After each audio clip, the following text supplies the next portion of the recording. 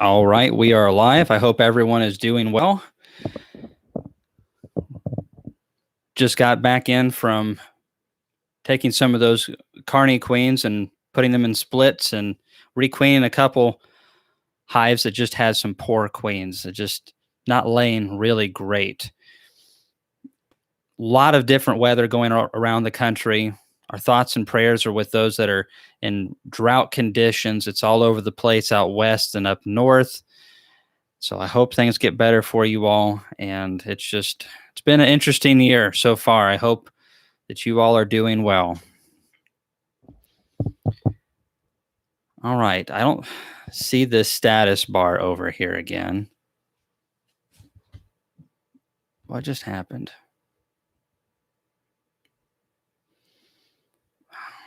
I just clicked this and it disappeared again. Well, I'm going to have to use my cell phone to read the comments again.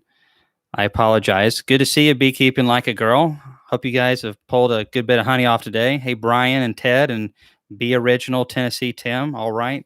Tennessee Beekeeper. 6.5 inches of rain for the whole year. Not good. Holy smokes. That's like a heavy week here in Tennessee. Actually, it's somewhat of a moderate week in Tennessee, but different locations. There was a thing up here, and I clicked participants, and the whole thing just disappeared. Hey, I just got a notification that I'm doing a live chat on this phone. Fantastic. We ought to tune in. Hello from Iowa. So the questions, I should be able to see them just like I did last time. These queens that I purchased are from Michael Palmer. I've ordered from him before multiple times. They are hard to get. A lot of people have been asking me, how do you get Michael Palmer queens? Well, it helps that I've done business with him before, and I usually ask for 50 or so. But I was only able to get 32 this time. And they're good queens. People ask, why are you buying queens? Most of the beekeepers in this area are getting Italians and by default shooting Italian drones out. I really like the characteristics of the carny. They're more frugal. I'm not looking to make massive colonies this time of the year. I want them to not drop, but I want them to slowly decline and be frugal with the bee bread they have and be frugal with the honey that they have. And I think the carny bees do a better job at that. Hat Bee Acres. All right. Don Bearden, Roll Tide.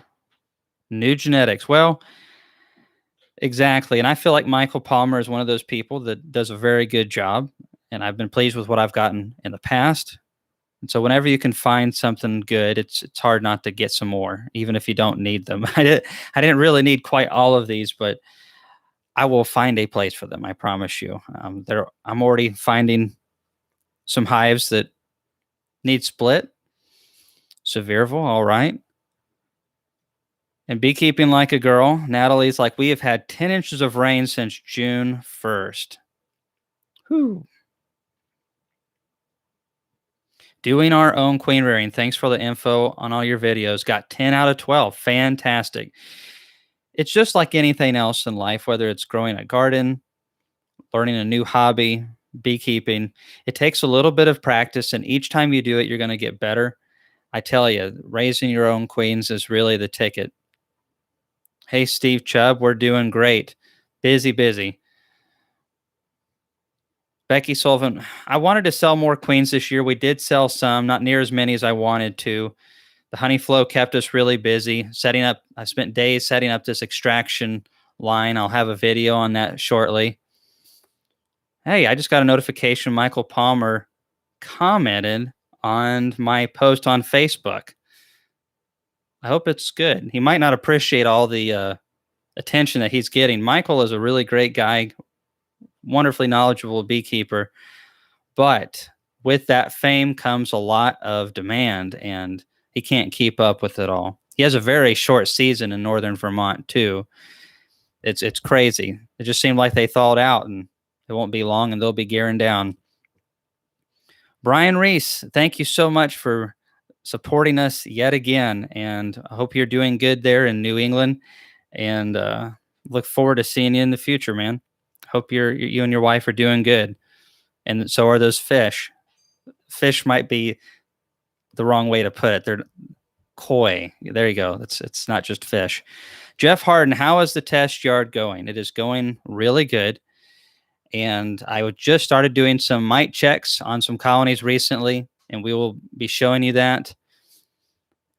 It's time to get all the alcohol washes done, and then it's time to drop the treatments. The only trick that I'm concerned about right now is finding a temperature threshold for that formic acid. We're going to start taking the oxalic acid vapor group, and here in about the next 5 days, we are going to keep those queens from laying. I think we're just going to cage them. We're going to hunt them down, and we're going to cage them, and the bees will be able to feed them through the cage. And we are going to create that brood break and then do that oxalic acid vapor treatment once we achieve that, and hopefully get some really good results. But the bees are doing good. I tallied it up the other day, and we have had 7 colonies that have either had a supersedure or have swarmed. I would say 3, if I remember correctly, 3 of them had swarmed, and then 4 of them had superseded. This data will be available on the which colony. I remember 22 was the one that we just checked the other day that swarmed on me. And some of these have come back with new queens. Some of them have not. And so I'm going to put a new queen in there. And some people are like, well, that's going to really affect the test. I don't really see that affecting it as much as what some people think. What are we going to do in our own bee yards? If a colony goes queenless, I think we're going to try to get it queen right. The goal is to achieve healthy, sustainable survival rates and thriving colonies. But those caveats and little asterisks or whatever will be added to each individual colony. So you're like, oh, okay, maybe that's why the mites were a little lower in that one, or maybe they'll be higher. Who knows? Definitely if we're doing an alcohol wash and the queen hasn't been laying really good, and so there's not as much brood for the Varroa to hide in, it actually could show a higher percentage than it would have otherwise. So there's a lot of variables there. All right. All right. Greetings from Washington. Have you ever had Caucasian bees? I never have. I would definitely like to try them. It just hasn't gotten done yet, but it'll happen at some point. I have not tried on the spot queen rearing yet. I have not.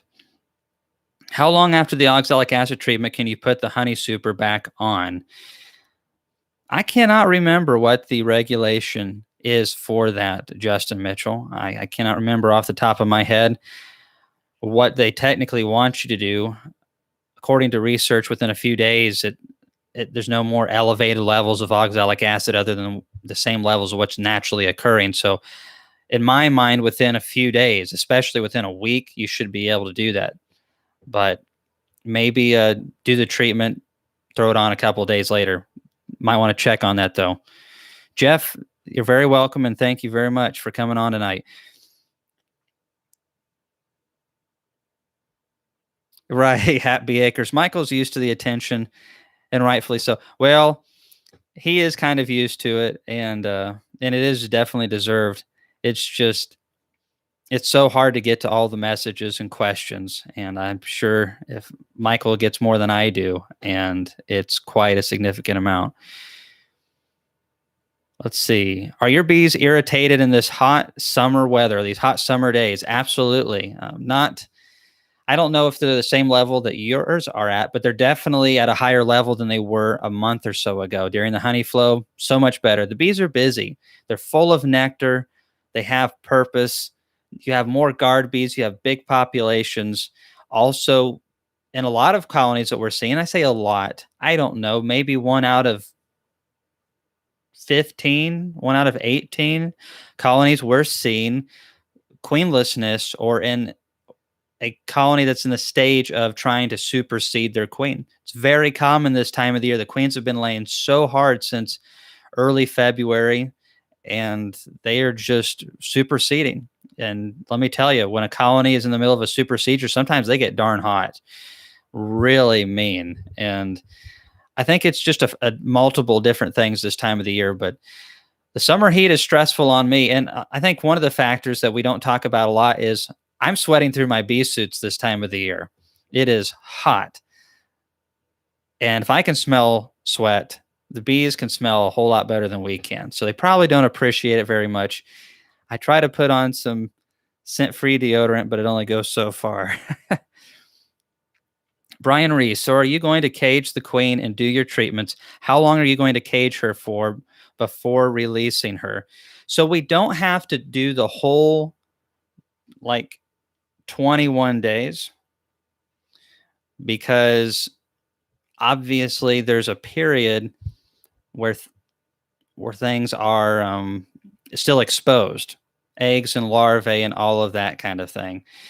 I'm not 100% sure exactly how I'm going to go about it. There's a couple different ways,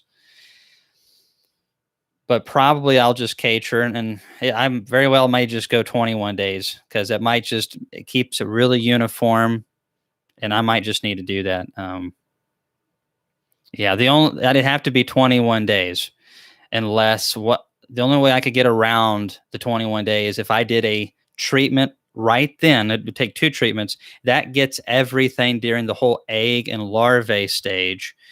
And then if I cage her on that visit, then I have a narrower window. I just got to cover that whole capped brood period.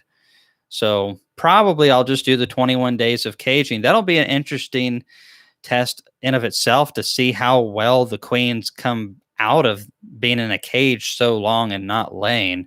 It'll be really interesting to see if they supersede a few of them, because their pheromone production is lower due to lack of laying.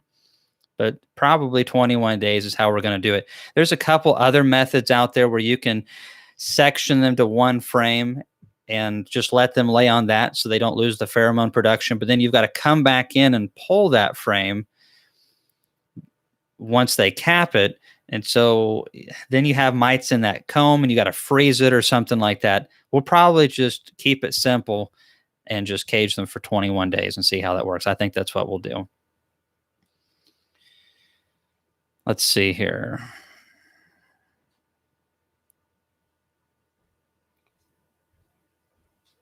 Kevin Kaplan, I lost like 10 pounds sweating today. That's true. There is drone brood to consider. Mite checking. Do you check all hives or spot check? Well, when it comes to the test yard, we will be definitely checking each colony. But when it comes to our personal colonies, more and more I'm leaning towards doing all of them. I really want to do all of them this year. Last year I did not. I think it's worth it, though. I was going through a yard earlier this week, and some of them had much higher loads than others. It was 2 on a pallet together. Probably one of them had a really elevated mite load. I don't know why. And because they were on the same pallet, there was probably a lot of drift throughout this whole season, and that other one's elevated because of that. I don't know why I'd have 2 that were high mite loads, nothing like 94 in an alcohol wash, but much higher than the rest of them by about almost 3 times. So we've got to treat those now. And my thoughts are, what if we have some outliers like that in our operation, because we're only mite checking about 25% of the yard and just spreading it out? But what if we're missing 2 colonies per yard or 1 colony per yard that's really elevated and they crash? One, we lose a colony, but maybe more importantly, we risk reinfecting the entire bee yard. We want to keep them low uniformly. So if you have the time, it's best to check all of them. And that's what I'm going to really try to do this year. Okay. Just watching your video on double deeps. Are you still a fan of the double deep brood chambers? I've never not been a fan of double deeps, or, I think they work really good. I like single brood management for some of the pluses they give to me on the production side of things, but there's nothing really wrong with double deeps. They work really well. It's just a little bit of different management. Years ago, I was doing 3 deep boxes for brood chambers and then honey supers on top of that. Yeah, I'm glad those days are done. But some people like that, and that's perfectly fine. The double deeps work great. If I was doing double deeps as an operation, I would probably use 9 frames just because that's one less frame investment per box. And if you have 1,000 boxes, then that's 1,000 frames and foundations you didn't have to buy. It's a little bit more roomy, but I'm definitely going back to running 10s in all my brood chambers because of the single brood management.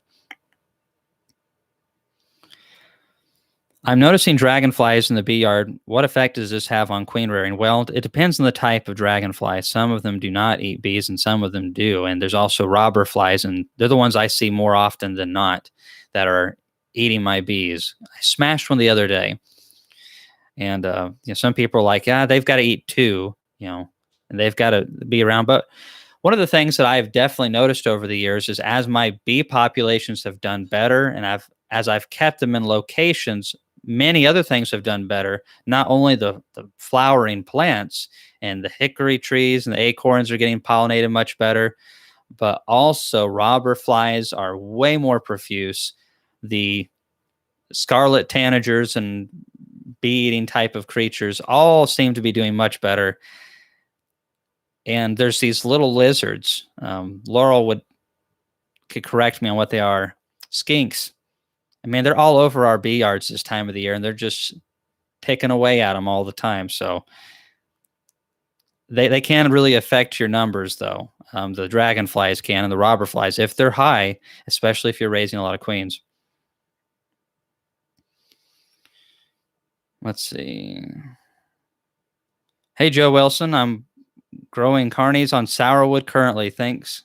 Oh, well, you're welcome, and I hope that the sourwood flow is good for you, Joe. 3 boys, bees. Have you ever tried Swiffer sheets to control the hive beetles? I have not tried Swiffer sheets. I have always used the Dynamax towels made by Brawny. They work really good. I think there are some Swiffer sheets that work better than others. That's what I've been told. I have no experience on that, though.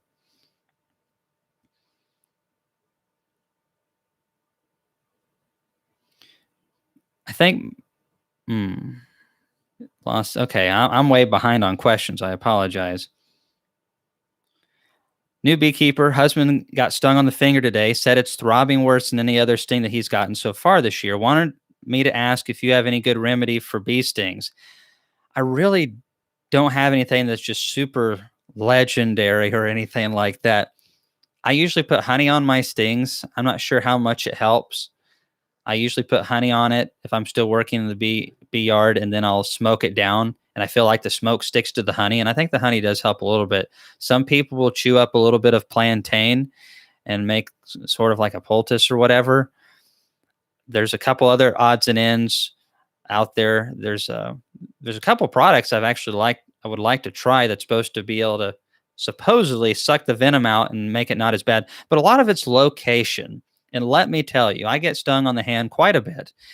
And getting stung up here is not too bad at all. But once you get close to the edge of your fingertips or underneath the fingernail is a very, it's a rough experience.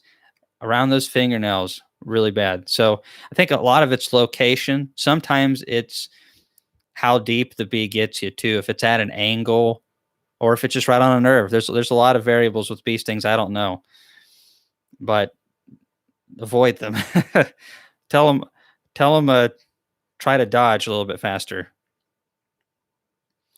Hey, Stan, I am slapping on pollen patties right now. We have had a really good start to the summer, but we've had good rain, unusual amounts of rain for this time of the year, but it's not excessive. It's just a little bit every few days, and that's just keeping the clover doing a little bit. It's not any type of flow. There's still a dearth, but it's just a little trickle of pollen more than normal. It's better than I've seen in a few years. So we are throwing on pollen patties, but on a good colony that's really big, we may give them a pound broken half. That's usually what we're doing on the massive ones. And anything smaller than that gets half a pound. But we are already giving it to them. We just like to keep them strong and get them for that fall flow. The biggest thing that we're doing right now is just prepping for winter. We have so many queens that need to be changed over. I'd say we have got new queens into probably 60% of our operation. And by the time I'm done with these, we'll have a little bit higher of a percentage. And I love seeing those new queens. We've got to get those mites under control, but we got to make sure that those new queens get multiple good brood cycles in before that fall flow hits, and hopefully get some nice clusters. So when they're making those winter bees, they have the power to really, really do a great job. Let's see here. Ooh, cornfields being sprayed by a helicopter. That is not cool. Let's see here. I think I've caught up there. I apologize. Doing it on the phone, we've got this different laptop, and I just don't think it's super compatible with the YouTube live chat. And ever since I've started using it for this, I have not had a bar on my screen over here, so I have to use my phone as well. So that's why I'm looking down so much. Can you treat with oxalic acid in the early mornings in summer? If so, how many times, how many days apart? Thank you. All right. Yes, you can do it in the early morning, or you can do it late in the evening. It's always best when as many bees are present as possible. However, if you're closing them up all the way and it's very hot, you don't want to keep them like that very long. As far as getting significant kill with oxalic acid vapor, if they're brooding heavily, then you probably need at least 5 rounds in 21 days. And really, in my opinion, you need more than that. And the more and more we're learning from research, the more we're finding that it does need to be more than 5 rounds in 21 days if the mite loads are pretty good. You know, if the mite loads are pretty low, then 5 rounds in 21 days might really drop it down to where it needs to be. But my opinion is oxalic acid vapor kills just for basically what's exposed. That's, you know, maybe it gets a little bit extra, but I don't see mites dropping for long periods, and a lot of research is showing that as well. It's a short flash treatment. And that's why I love using it in December. It's the best time for us to use it. Or if there's a brood break going on. There's been a couple of these colonies over here that have gone through a brood break. And here at the house, it's easy for me to see that and just, okay, hook up the oxalic acid vapor and just boom. And now that colony is much better.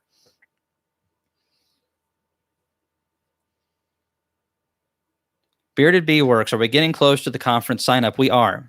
I really just have like one more thing to nail down, the conference center that we're likely going to be going through. We just got to sign the contract, and I want to make sure that I have some clarity on the catering, because we're trying to keep it reasonable, and they're trying to all smoke and dagger about it. Seems like just they're wanting to make money. I understand that, but I need some clarity on what the actual expense is going to be. So I'm waiting to get back, and everything else is pretty lined up. We got some really good pricing on some hotels. I think like $60 a night for the group package and all that kind of thing. So that's pretty good.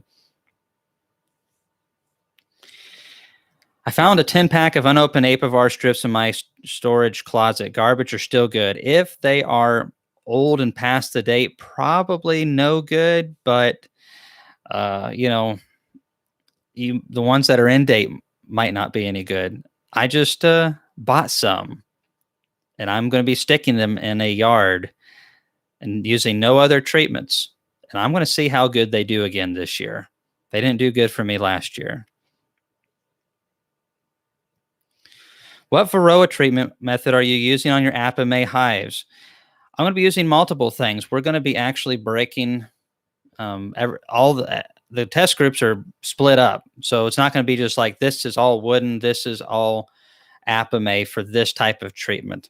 We won't be able to get good information that way. So some of the oxalic acid vapor group will have wooden hives and Apma, formic acid, wooden hives and Apma, and all of that stuff. So I'll be using all the treatments on all of them, and there'll be some of them in the control group as well. How do you dilute honey to feed back to bees for 2 to 1? Well, I don't know what the exact ratio would be. Probably about 20 to 25% water content. I'm just guessing. Because I was thinking, well, 2 to 1 would be 2 parts of sugar to 1 part water. But if you did 2 to 1 with honey to water, honey usually has somewhere around 18% water content. So you got to figure that into your calculations. It doesn't have to be exact, it doesn't have to be perfect. But I would say probably around 20% water content to your honey, something like that for 2 to 1. That's ballpark. You mentioned research said oxalic acid needed 18 treatments to be effective. I don't quite get what you're saying on that, Kevin. Is it something I mentioned or someone else mentioned? 18 treatments. Traveling through, how is the bowl and thistle pub? The bowl and thistle pub is pretty good. I mean, well, the food is really good. It's also very pricey. The price is very high. It's not like you can look at the prices, I think, online.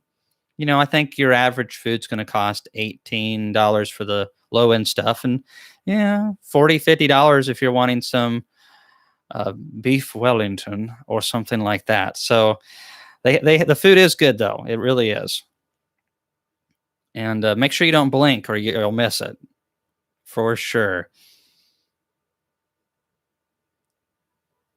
Hey, Oski Powers. Well, you're welcome, and keep in mind that you can. I wouldn't recommend using them at the same time, but you could do some oxalic acid vapor and then, throw in another treatment a few days later and mix it up a little bit, as long as you're not actually using them at the same time. Hey, Steve Chubb, I don't think I said this, but thank you so much for donating yet again to our YouTube channel and our experimental yard. Thank you very much. I hope you're doing good, Steve. And hit me with some questions if you haven't. I started a graft today in a nuke. Would you suggest feeding heavy or lighter syrup? Definitely feed lighter syrup. It doesn't even have to be 1 to 1. You could do 3/4 of a pound of sugar to 1 pound of water, and that would work wonderfully. You're really not trying to pack on weight. You're just trying to keep that stimulation going and lower any stress that the colony could be feeling, because they definitely don't want to be like, oh my goodness, we have no or very little incoming food. But if they have a good amount and it's consistent, that's the main thing, is consistency. Because bees literally within just a handful of, there's some different information on this, but 30 minutes I've heard some people say 15 minutes, an hour, bees start gearing back on feeding larvae based off of what's incoming. They're very sensitive to their resources, more than we realize, I think. And so that consistency is what's important, really not as much of the mass for what you're doing. Let's see. You had mentioned Randy Oliver said for it. Yeah. Randy Oliver, I can't remember. I don't know exactly what all of his research is on that.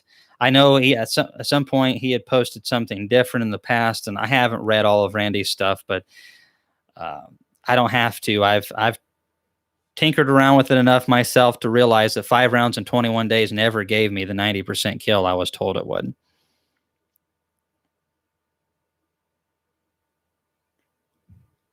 Okay, I think I'm caught back up. All right, marijuana. Is a horizontal hive still doing well? So, hey, Bogart, this morning, actually, we released a video on the horizontal hive. Didn't produce as much honey as I would have liked to. We had several colonies in this yard that did over 100 pounds, and I think we got, I'm going to guess and say we're going to get a 5-gallon bucket, and I think that's pretty accurate, which is great. I'm not trying to diminish, if you got 5 gallons from a colony, that's great. 5 gallons of honey is awesome.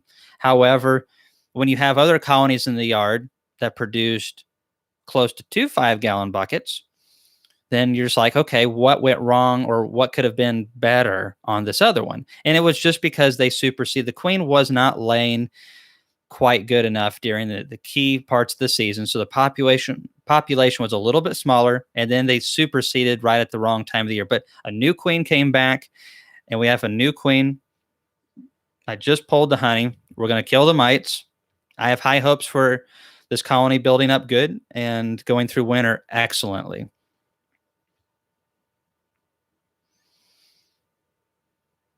Let's see here. New beekeeper, honey bound double deep. Oh, this jumped to me. Upper all honey / nectar. Didn't get into bottom. Checking in the AM for a queen. Saw quite a few drone cells, and what I expect was a queen cell. How do I stop a swarm? All right, so there's a couple different ways to go about this swarming business. If they actually are wanting to swarm, and it's not a super procedure, then if there's capped cells, they're going to want to swarm. Even if you get in there and you find that queen and take her out, then they still have that tendency. And those virgins will come on out. You just slowed it down. They won't send a swarm with a mated queen. They'll send it with the virgins that emerge out of the cell.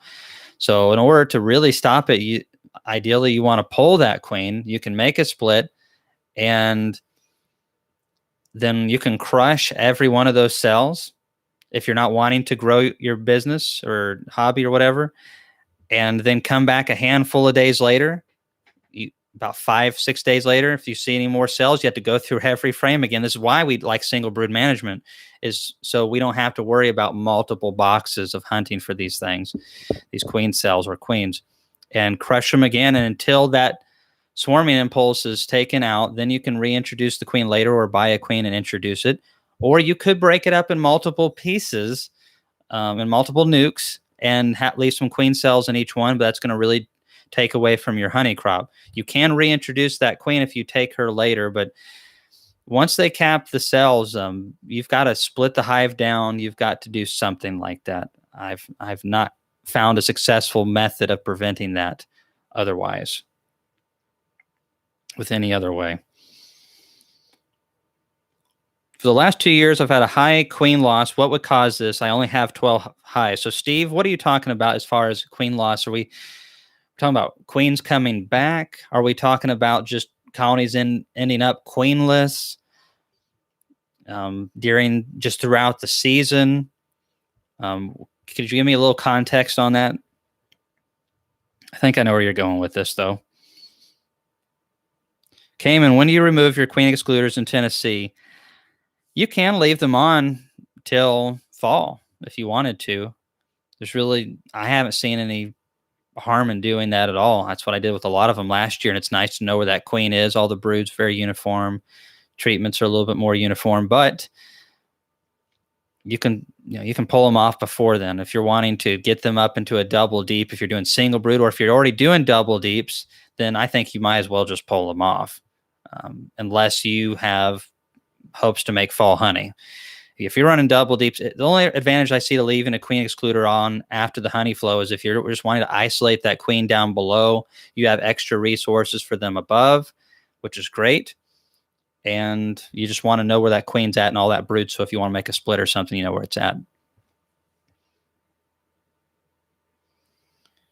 Hey, Chip. Haven't seen you in a while on here, at least not that I remember. It's good to see you as well. Did you do something with your hair? It looks different. Well, my wife brushed it. And, so it's not the way that I usually do it. And it's getting quite long. I haven't had a chance to get into a barber, and that needs to happen bad. I really like it low maintenance. I mean, like that long on top, just barely enough to part it on over. The last place I got my haircut didn't do a very good job either. I think I could have done as good a job. That's pretty sad. That's what you get for an $8 haircut, though. What's the update on the conference? Yeah, I've been too busy for a haircut. That's right. We really have. It's been insane. Well, at least I shaved today. That's all I've got to say. I can't really grow a nice beard. Any comment on the shop towels for mite treatment? I know guys that do it, and they like it. It's illegal to use it, though.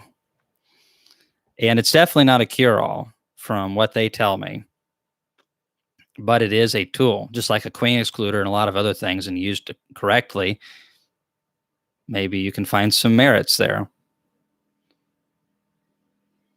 Let's see here. Okay, so had a couple people ask about the conference. I'm just going to talk about that for 1 second. It's going really good. Have a lot of vendors, a lot of excitement. Talked to Hillco, Blue Sky Bee Supply, Hive Butler, the big boys, Man Lake, Dadent, and going to have them all there. And there's going to be a lot of savings. I'm really excited. I was looking at Hillco's prices online. Their boxes are really nice. It's what we have in the experimental yard, and the joints are way better than what I've purchased in the last few years. So I really like the quality of the joints are just really nice and tight. And the boxes, they're not perfect, but they're what I paid for. Was a box that worked and fit well together. But the thing that kills you on a lot of that stuff is shipping. And so we're already working with these companies to get pre-orders kind of figured out a lot more smooth this year. So everyone can I need this amount of boxes. I need this, and that. Even if you just take shipping out of play, and a lot of these companies are giving 10%, 5% discounts, and then on some special products on some of the companies, much higher percentage off than that. And I'm really targeting what's commonly used products as much as I can. So there are going to be people come to this conference and pay for their entire trip just on the savings. And it's only July. I've got a lot of time to work, and especially when we start seeing all the people that are coming, that's going to help even more, because some of these folks are like, it's like buying in bulk, like plastic foundation. If you buy X amount, you get 10% off. If you buy this amount, then you get 15% off, 20% off, depending on the grades. And some of these guys, like Premier Foundation, are going to be there, and they're more than happy to give us bulk pricing. And so everyone wins. That's one of the things, like with our business, one of the hardest things for us is we don't sell one jar of honey. We don't sell one queen at a time, because it's not worth the time, really. You put so much work into that one thing and you don't make enough money. But if you can sell 30 queens, or if you can sell 5,000 sheets of foundation, all of a sudden now it's efficient, and there's price breaks because of all the time and labor savings. So it'll definitely be interesting. I was just talking to Frederick Dunn. He's looking forward to being there. Of course, Randy McCaffrey, Mr. Ed, Bob Benny, Ian, myself. I've got other people going to be there, some great speakers.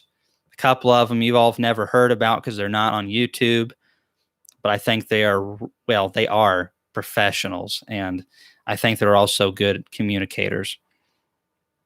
Send in some rain. I wish I could. Right now I'd send him snow. Just to get him a little precipitation. I'm not sure what you think of that. It'd be kind of a bittersweet. Sarah's Happy Hives. I like the sound of that. I've never heard that before for a name like someone's Happy Hives, but that sounds like a good label for a bottle of honey. I like Dadent products, but shipping takes forever. Well, don't worry. They should get an award for being consistent, because they were that way when I got into beekeeping 18 seasons ago. They are lethargic, but they have some good products, and I really like some of their extraction stuff. Kamon, not Canaan. Hey, don't worry about it. No one pronounces it right half the time. Registration ECP for the conference will more than likely take place at the end of this month. That's what we've been shooting for. I only have a couple more things to get done, and we will have it. Good pricing on a lot of different things. It's going to be good. Brian Reese, Kent Williams. I'm thinking I'm going to sneak Kent Williams in there too, Brian. I don't think I'm going to be able to get him 2 classes, but I think I might be able to get him 1 class and have him there too, which is a bonus in of itself. That's one of the things I really want, is also a really nice atmosphere. That's what we had last time. And though Bob, only did 2 classes, one a day, and then he did the round table of the evening, which was my favorite part. There was just so many times on the breaks that you were able to just go, "Hey, Bob, what's up?" And we had several guys. We're going to have a lot more guys and gals like that this year. So, and that communication, that networking, you can ask a question, and it's kind of like on here, except it's in person. It'll be great. Kent will be there to talk to people. Kent is he's a country boy, and he likes to talk bees. So he's just like the rest of us. You start talking bees, and you just prepare to sit there for a while. Yeah, and Dayton, like I call up there at Frankfurt, Chip, and Tasha up there at Frankfurt is really great to me. She has been for many years, even before I had the YouTube channel. So it's not just the YouTube channel. But yeah, she's great. They brought down my 70-gallon bottling tank, and it's awesome. Oh, I love that thing. It's awesome. I love that thing. Did I say that? Let's see. Oh, we got a veteran on here. Thank you so much for your service, sir. I brought my very first kit at Tractor Supply because the swarm took over my red maple tree branch. Learning as I go. Well, Mr. Eric, that's a quick way to get into bees right there. But I got to say, I basically did the same thing when I got into beekeeping. I basically just hopped into it way before I was probably ready for it and flew by the seat of my pants. And you know what? After you've flown by the seat of your pants so much, you start getting good at it. What about feeding pollen patties, even though they're bringing in pollen and nectar? If they're bringing in diverse pollens and they're eating it, sometimes they'll just eat it because it's so sweet. But it may not be necessary if they're bringing in quite a bit of pollen. So just kind of keep an eye on the larvae. That's the main thing. You want to look down at those young larvae. Are there pools of royal jelly? Because some pollens will be coming in really hard and you're like, wow, what a flow. And then you realize it's a bunch of corn pollen because there's nothing better to get. And it's almost useless to bees. So, look at the larvae. Are the larvae being fed well? Let's see. Will Dirt Rooster be there? Absolutely. Him and Mr. Ed. So that's going to be dangerous. Dadent 20 frame extractor works great. Yeah, they sold 1 or 2 of those at the conference last year. And you got a 5% discount on that extractor and free shipping.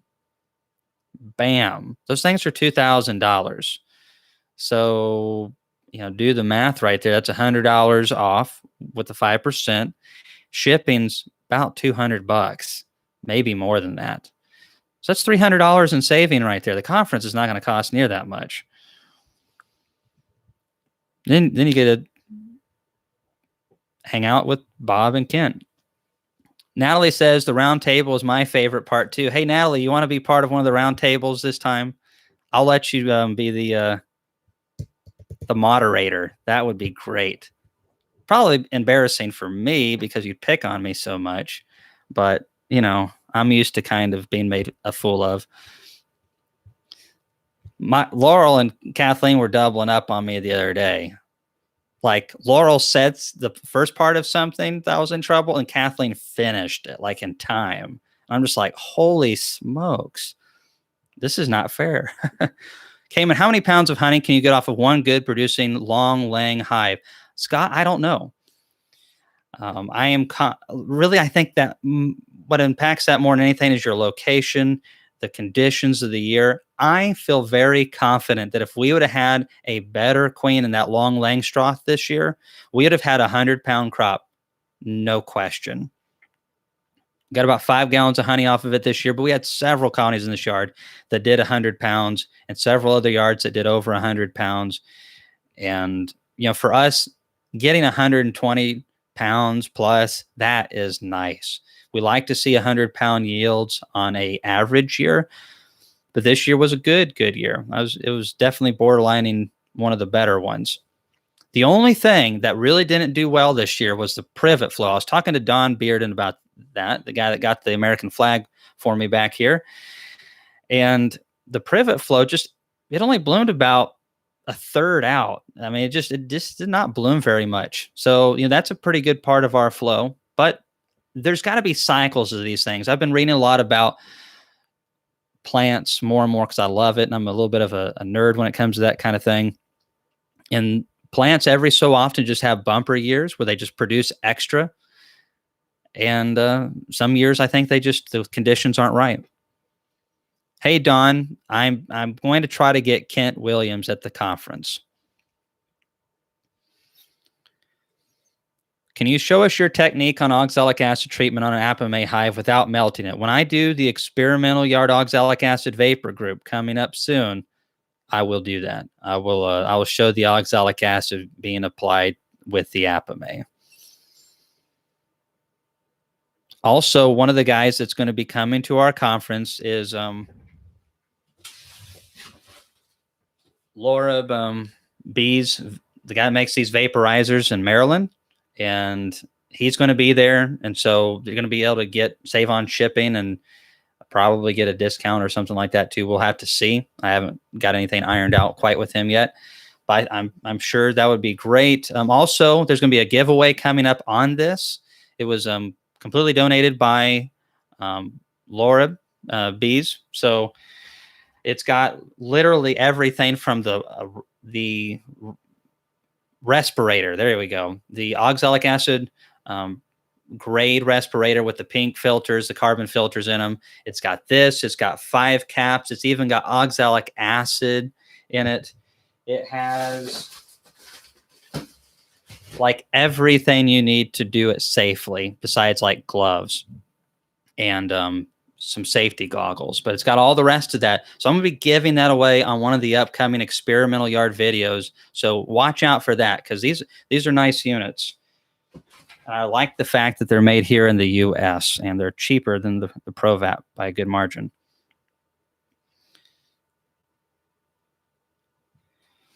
Okay, question about queen rearing. In every attempt I made, the cells get capped. The larvae spins the cocoon but doesn't molt into larvae. Do you have any idea what's going on? That is really odd. Are you leaving them in the colony to finish, or in a finisher colony, or are you taking them out and bringing them into an incubator? Excuse me. Whoops. Oh, so you tried with Fred. Yeah, it's going to be a lot of fun. There's going to be a lot of people to talk to that aren't even speakers. We may get them to have like a round table or something like that, but it's going to be fun. There's going to be a lot of time. I'm going to try to schedule this. If people can come maybe a little early the day before, it's not like we're going to be doing anything inside the conference, but I'd like to be able to hang out a little bit more. There's also, and I'm not going to announce this yet, but there's a cool place nearby. And I think some of us might do some stuff there the day before. So there's going to be a lot. We have more time to plan. So it's going to be pretty wild. Hey, Steinbuck, C. Steinbuck, I don't know if it's too late to graft for your location or not. Here in Tennessee, it's definitely not too late to graft and to make queens. Andy Dixon, do you use upper entrances in winter all quilt boxes? No, I don't. I don't use anything, really. I've used, in the last year or so, some of those Reflectix things like Ian uses to seal the hives. I've used that. I used it on about 30% of my hives this last winter. And you know what? I had some great ones in it. I had some great ones that didn't use it at all. We have a very mild winter here in Tennessee, and if the bees are strong, they're going to overwinter good. We have a very humid winter here too. But I really feel like as long as I have a good cluster size, I'm fine. Now, I do think that there are advantages to insulation. I don't know. If I had to choose between the two, I would go for a good insulation over the top than ventilation. That's just me personally. I know a lot of people argue with me on that, but I'm talking to a guy right now that's in Alaska, and he's overwintering there with no upper ventilation. I find that, but the hives are really insulated, like crazy insulated. I'm hoping to have him on and talk to him at a Zoom kind of situation like this, to where we can ask him questions.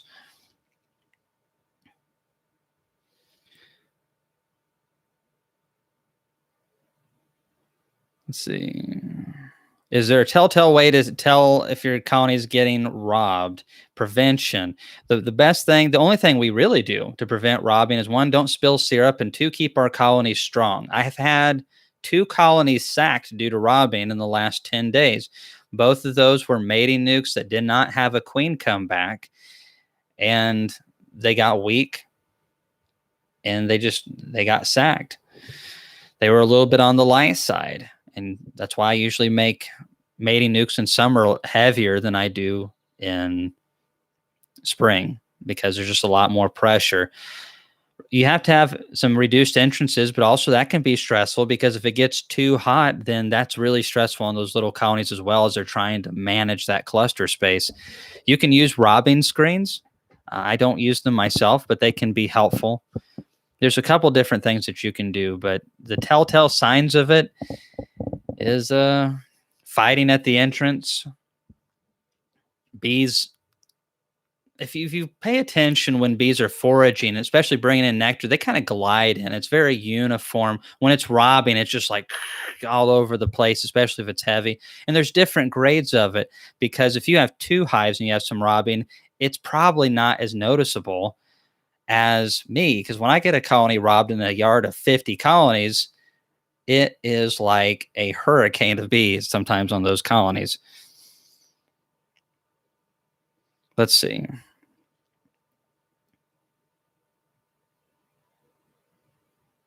Hey, Steve Chubb, did you ever respond back to that question on your queen issues? If you did, I did not see it.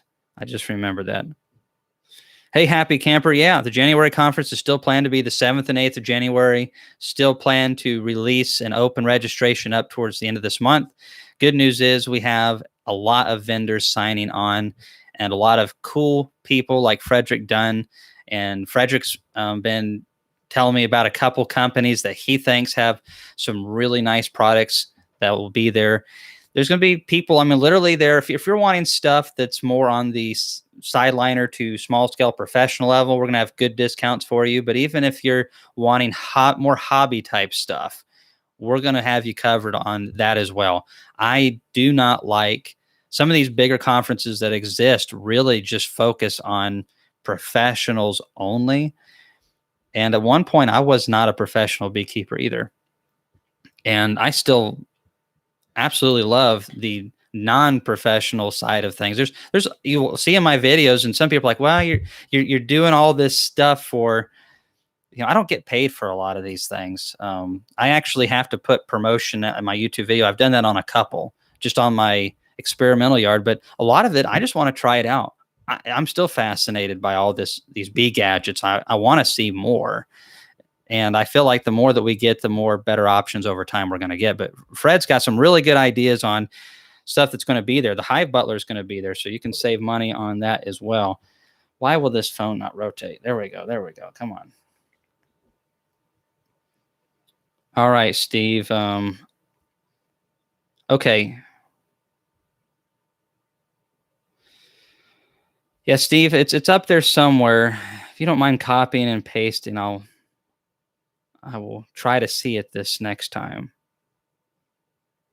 Yeah, I'm not seeing it. All right. So as far as keep a lookout for a rust-free truck that fits a 1979 Ford truck box that fits a 1979 Ford truck, 8 foot long. Hey, if I see one, I'll let you know. I like trucks made around those late 70s, early 80s. They don't get good gas mileage, though. Not at all.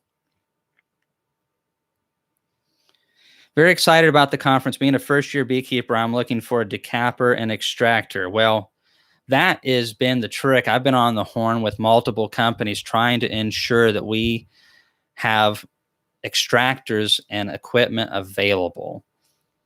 And the pre-orders is where it's really going to be advantageous, because you can get the discounts and they'll bring it down for free.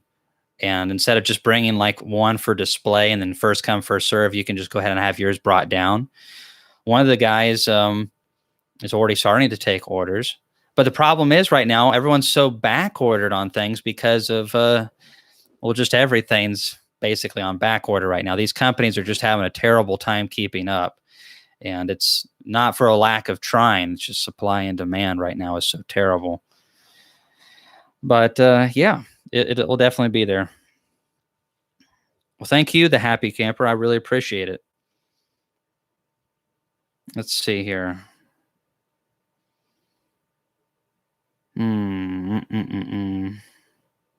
Double deep 5-frame nukes for winter or move them to 10-frame singles. Southern Ohio treated 25 hives with oxalic acid 1.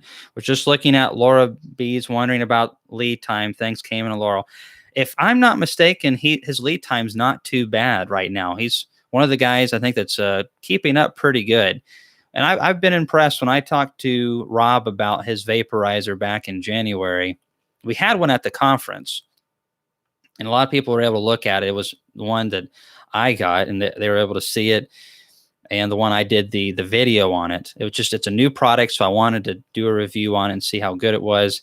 And I told him, like, dude, you better be ready to make these things. And he has impressed me. He has really kept up and worked really hard to try to take care of people. We need more people successful like that are actually care about beekeepers.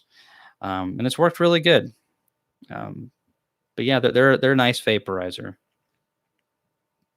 Brian Reed, something to check out for the Apma hives for doing your treatments without melting the plastic. DET 3.5 aluminum tube, 3.5 inches. Yeah, you could do something like what Brian just said right there. Another option, and Laura Bees hopes to have some of this stuff available in the future, is he's developing something that slides and works with the Apma hives. And there's a couple other different things. Hank, one of our subscribers going by Hi-Fi, has a way of drilling and inserting like a rivet into the tray in the Apma, and you can just, it'll hold right there. I really need to post that on my Facebook page so anyone who follows on Facebook can see that. Can beekeepers from other states stop in and visit you? Do you do apiary tours? I really don't, Andy, right now. We're so busy, and I wish that we could. I get to ask that question at least once every day, and I just can't do that right now. It's not that we aren't set up for it necessarily. I just don't have any spare time to do it. And we have had a couple of people out this year that were really close friends, and we busted their rear end. I think they were ready to leave by the time they left. Poor guys. Okay, Steve says the queens seem to leave the hive around July and August, and I've seen the workers try to drag her back into the hive. Well, Steve, I think you may be having some supersedure issues. And I'm going through a lot of that right now. Like a lot of these carnies I have back in here, they are 4 colonies that have not successfully superseded, making a couple splits to replace those that failed and got too far gone before I could get back to them. Queen issues. It's a big problem. And it's not just for people with 5 hives. It's people with hundreds of hives. You just have more of them. But I have backup plans. I've been making splits all throughout the season, and my operation has grown past what it was in April. And I sold a bunch of bees, and I still have more than what I need. But any issues that we have, and we typically have them from June to August, we're just basically this time of the year, it's all about fixing. What can we do to de-stress our bees? This one needs food. Okay, this one doesn't. This one's got a queen issue. We've got to get it queen right. Okay, this one got too far gone. It's starting to get laying workers, so they just won't accept a queen. So we're just going to shake them out. But we've made a split over here back in May, so we really haven't lost. That is really the name of the game. Expect losses. Expect queen issues. Some years are better than others.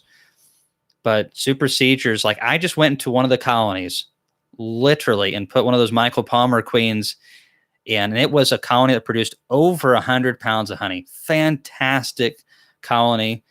It was the one that we did the pollen trap video on. Killer all year long. They superseded her a handful of weeks ago, and the virgin didn't come back. I got in there and there's like no brood, tons of bees. And so I placed a frame of brood in there, capped emerging brood, and I put a Michael Palmer queen in there. I could have put one of mine, doesn't really matter. But I went ahead and left the plug in. I'm going to come back in 2 days, and then I am going to feed them 1-to-1 syrup, and I am going to pull that plug, and that way and I'm not going to use any smoke when I get in there either. So let me tell you, I'll be suited up for that one with gloves, because queenless colonies usually staple the socks to my ankles on a regular basis. But that will work really good. On those colonies that are pretty far gone, I like to give the queen a little bit of extra time in there before they're able to gain access to her. And that feed in there, don't put any essential oils. But yeah, it's really all about going forwards and backwards right now. And Tennessee is really in the stage, at least in my area, of just focusing on maintenance on colonies and mite killing. Opinion on fall flow in Tennessee. It's iffy. We have some years where, it hardly shows up. If it's a bad drought, or if we get a lot of rain during the bloom and it just pounds the fire right on out of the blossoms. And right now we're setting up for a great fall flow, though. We'll just have to see how it finishes out, but we're getting rain a couple times a week. Everything's staying green and lush. The plants, the ragweed, the ironweed, the wing stem, the goldenrod, they're growing fast and developing that strong root system. So hopefully that moisture stays into the ground and we can get that good fall flow. Now, as far as producing nectar and quantity of getting a honey crop, it's possible. It happens from time to time, but it's just, we'll just have to see how it goes. And I typically don't focus on pulling fall honey. I kind of make a deal with my bees. I don't really give them a choice, but we take a large portion of the spring honey to the point we have to feed them. Some people think that we're a criminal for this, and that's fine. I've been called worse things just in the last couple of days. And we say, you guys get the fall stuff, we get the spring stuff. Our business survives, and you guys do well also. And we're coexisting pretty good like that. It works pretty good. Some years we'll give them the whole fall flow and we have to feed them heavy. Some years I draw foundation out on the fall flow. That's not very normal. Like 1 out of 4 maybe. Steve Chubb, thanks again. I appreciate it very much, and I hope that's helpful. If you have something else, just let me know. Hey, came and drinking a glass of wine and found you on my phone. Hard day of work, endless 95-degree Fahrenheit up here. Wow, you used Fahrenheit. I appreciate that, buddy. Had worker down to heat stroke. Oh, crap. Honey extractor running. Ian, I know the feeling of, you just can't control the weather, and I hate that for you. I actually sent up a prayer for you the other day, and I really hope things improve for your operation, not just the bees, but the whole 9 yards. And yeah, the heat stroke is a real deal. Usually I get heat exhaustion multiple times in the year if I'm not careful. It's something you have to watch out for. But I hope that things do better for you. I know you work really hard, and sometimes the weather just doesn't treat you very kindly. Quite a fickle mistress. Hey, Chip, don't worry, man. I'm glad that we're helping you out, but we're making mistakes all the time, too. We do. We do make quite a few mistakes. I'm learning a lot. I try a few things out throughout each year, but I do find that really it's a numbers game. There are times that spring is all about growth. Summer here is all about maintenance and early fall. I really consider summer here in Tennessee early June, even though there's a little bit of a flow going, because the pollen starts diminishing and the heat starts playing into it. And I really feel like summer continues here into September. And that whole period is all about just winter preparation for us. Hammer those mites. Get those colonies queen right if possible. Replace those that just don't look right anymore. If they just why is this queen not working out? It's not the mites. It's not this. Just start afresh with a new queen. And I've paid so many times for letting queens just go. And I don't do that as much anymore. I already took care of that. Yeah, I did.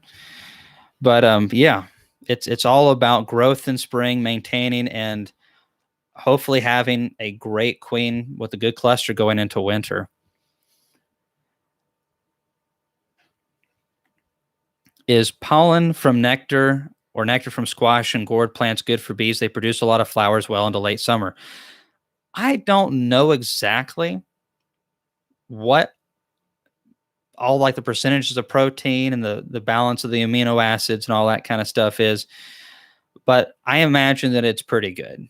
It's definitely better than a lot of other stuff. My bees, even during periods when there's good pollens available, still go for my cucumbers, pumpkins, squash family. And so that tells me that if there's good stuff available and they're still hitting that pretty hard, then it's got to be good.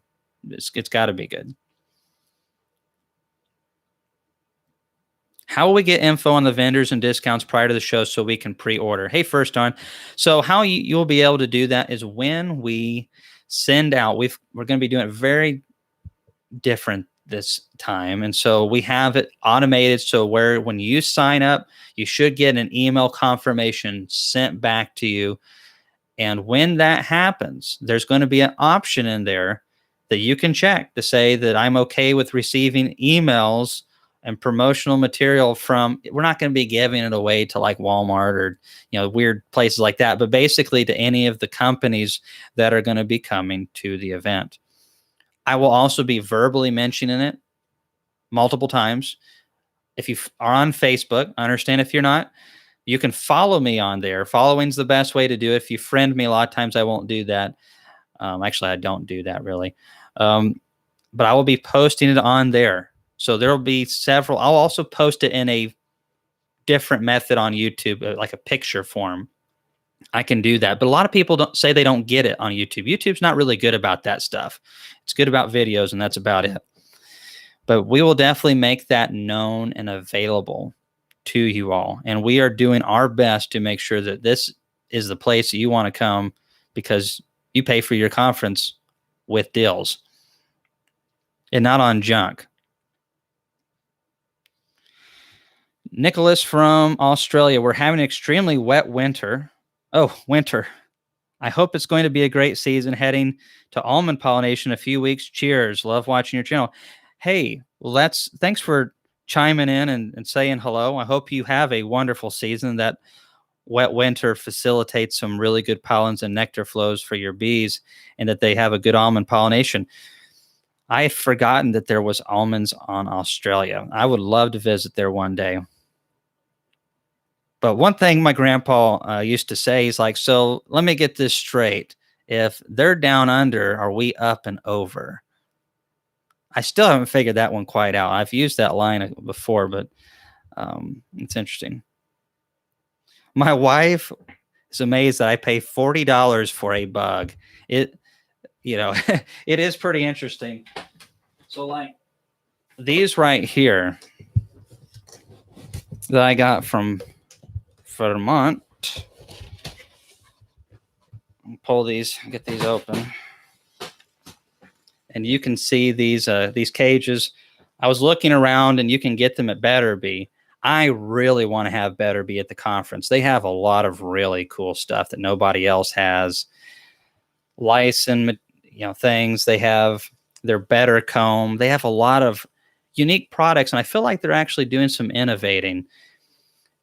So I'm hoping that they'll say yes, but they typically don't do a lot of these things. So I've got a couple buddies that know them. I'm going to try to just have a bunch of people send emails and say, hey, we'd like to see you there, and maybe pressure them a little bit.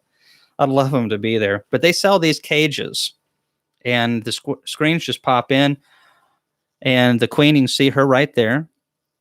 And there's about 6 attendants. And I think I have 28 left in here. So that's going to be awesome. And they're all marked and all used to Vermont winters.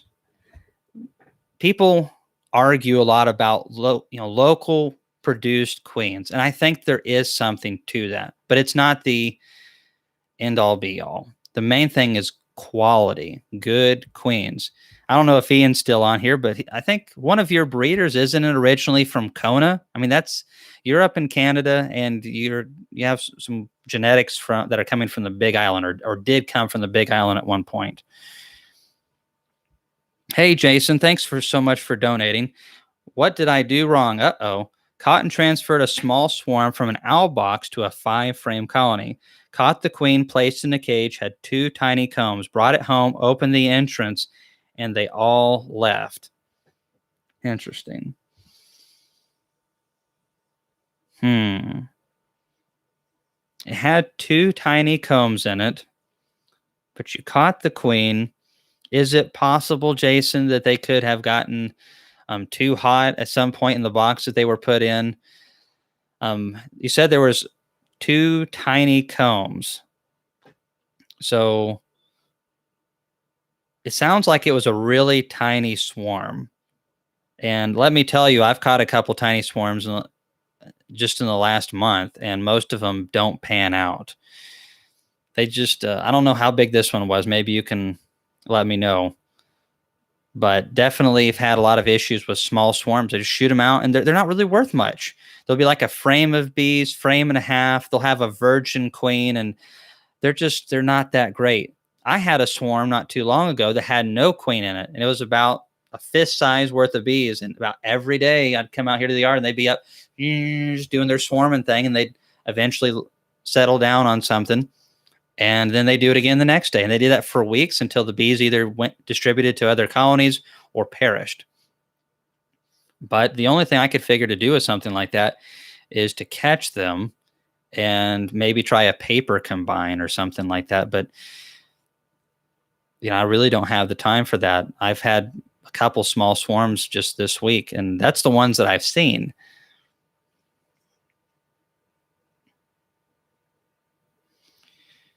Let's see. When is your video making?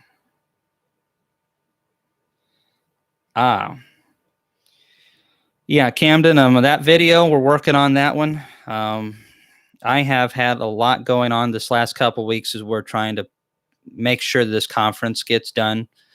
So I'm running a little bit behind. I'm running a couple weeks behind on what I'd like to have already up on YouTube, just because of the conference and also pulling honey. I've got probably about 8 drums worth of honey to extract right now. And I've had to realign that extractor. I'm overwhelmed, and I've got nobody to blame but me. It's usually how it works. But I will be getting to it. Basically, though, we are just going to these big colonies after we pull the honey, dropping them down to a single brood, and there's too many bees for that. Put on a second deep box, pull up a frame of larvae, and feed thin syrup. And it can take quite a bit. I mean, we're not going to talk like 1 or 2 gallons. It probably could be 4 or 5 gallons of thin syrup. It's worth it to get the nice drawn combs. Now, if your queen is not laying like a champ, they're not going to draw that out. There's a huge correlation between nice drawn combs, uniform looking, and speed with good laying queens.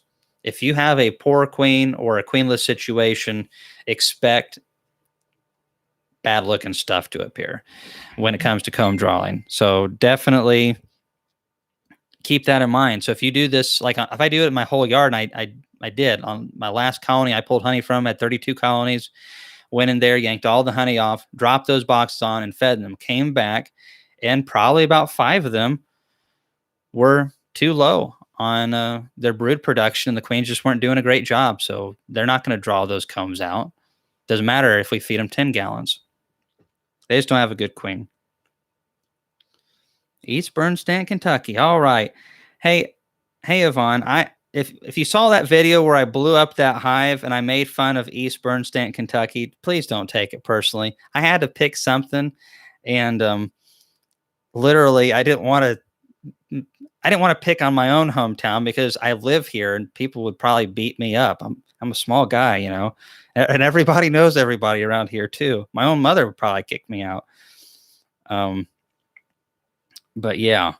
Hey, Justin Wallace, I will do a special video just to announce when registration opens. And in that video, there will be a link to it. And you will be able to sign up there or at least look at the information so you can consider that. But it is going to be the 7th and 8th of January. So we do know that. Hey, Mike, I watched one of your videos the other day. Maybe all we beekeepers could start emailing Better Bee and turn the screws a bit, kind of let them know we love to see them. And yeah, and I think it'd be good for them too. We had really good feedback from every vendor that came last year. They did phenomenal price-wise, but they gave some good discounts, and everybody I think was a winner out of it. I know several people were really happy with the discounts available there on all the supplements and extractors and different things. And Better Bee has some really cool stuff. I'd like to be able to get more access to the things that they offer. And that's what we got to do, is collaborate and work together. I've been really excited that some of the videos that I've done, and I'm not the only one, like on that Laura Bee vaporizer, it's made here in the USA. And so, some of the components come from other countries, but, it's assembled and several of the pieces are done here. I think the most important parts of it are, and it's a good product. I think that because of this collaboration, their business is going to be around for a while. And Rob is already, I'm not able to say what, but he's already working on innovating a few other things. So success leads to more success. And I want to see you all have that as well. Because if you can have success with 2 hives, 3 hives, whatever, and you're like, you know what, this is fun. I don't want to get crazy like Ian Stepler with all those bees, but I would like to have 10. You already know what you need to do. And you just grow accordingly to that. You see, I said accordingly, and now I'm even talking like Ian. Hey, Larry, you were the furthest one that came to the conference last year, man. I really appreciate you donating again. I hope you're doing good. I know you feel Ian's pain up there. I've been kind of looking at your weather forecast, and I've been thinking of you and several other subscribers. It's just weird. I don't think things the same way anymore. Prior to this YouTube, I didn't pay attention to the weather forecast out of my location. Call me selfish, but I didn't care what was going on in Canada, Miami, Canada, or over in Washington. But now I really feel for it because I know these people personally, and I feel really badly for you. And I hope that things, kind of like our year was really poor last year, I hope things rebound and we have a great year to come. Don't drop a match, Larry, please. Hey, Carter T, thanks again for these live chats. Retired Southern Indiana. Oh, that means more time for bees. I really appreciate you showing your support for the information. Hey, Chip, good to see you, man. Let's see. What would you recommend to a hobbyist for decapping? A cold knife is the cheapest way. If the combs are fat and they're going past the top bar and the bottom bar and they're sticking out a little bit, you can take a sharp cold knife, like a bread knife, it's a good one, and you can just cut on down that. Some people use a hot knife. Laurel is really good with a cold knife, let me tell you. But she really likes the Silver Queen a whole lot better. Yeah. But if you're going away from that, I was talking to a couple people about like the Harmony Farms uncapper that's got like the rollers in it. You just take the frames and go like that, and that works. But like with anything, pros and cons. You gain speed with that, but then you create a ton of little pieces of wax. And if you're going through like a filtering system of like a bucket filter or a strainer like that, it clogs that up faster than you can say Jack Sprat. And I mean, then you can't get your honey to drain through it. You have to clean it out. And so that's one of the issues with that. Now, if you had a clarifier like I do, you could build a clarifier pretty easily. Or you had another system. I'll mention that in a second. So like a clarifier, if you all have seen sorghum before, basically you have different sections. we're not ripening the honey up and cooking it because the bees thankfully did all that, unlike the sorghum, but we are basically letting the honey go underneath it because honey's heavier than the wax and the wax floats to the top and those different baffles catch it. And so it would work with that coming out of your extractor and then from there running through a screen. Another option for those of you who don't want to have a clarifier because, they cost money, but say you're using something that like you're scratching it a bunch or you're using a Simply Farms uncapper. I don't know exactly how you would work this without a pump, but where you have problems is when you're extracting and you get all those pieces in there. It's a little bit of a slurry. If you could get that honey instead of going down into like a bucket and through a strainer where it clogs it up, if you had a way of getting that into a tank, maybe just feeding it into a tank and then a day or two later coming back. I mean, you could, if you had the extractor high enough or a way to pump it, you could put it in a barrel, a food grade barrel or toad or something like that. All the wax is going to float to the top over a couple of days, and you could have a valve at the bottom and just open it up and bam, there you go. And you've eliminated most of that problem right there. But then again, you've got to have a pump. So extracting honey can be pretty expensive if you want to make it pretty streamlined, let me tell you. But that's just a couple things on that. But a cold knife is literally the cheapest way to do it. It's just slice it on down. Maybe I'll get Laurel to grab a cold knife and do a frame or two this year. She probably won't do it. And I'm not half as good as she is at using a cold knife, but she just doesn't want to be in the videos. And I don't pressure her because then she comes in here and looks at me and gives me the... Oh, Laurel came in here, gave me the look, and she said, all I heard was she probably won't do it. I was just talking about you doing a video for everybody. You're in high demand, Laurel, and you're shorter than me, so you're on very short supply. I may pay for that later. Interesting, Jeremy. So you're just in Dandridge and you haven't had very much rain. Wow, we've been really getting hit. Yeah, it's interesting. Extract into buckets and dump buckets into a settling tank. There you go. So Hat Bee Acres mentioned kind of like the tank that I was talking about, except, I was mentioning you need to have a pump, but yeah, you could just run the extractor straight into a bucket, no strainers, and you could let it settle either in those or dump the buckets into a bigger settling tank. And put a gate in the bottom of it. Yeah, that could work right there. And so let's see here. Someone was talking about percentages and humidity and honey. And it really depends. There's a little bit of variables in there. Sometimes 18.5% you can get away with. Sometimes you can't. And it really depends on some of the compositions and the yeast, from what I understand.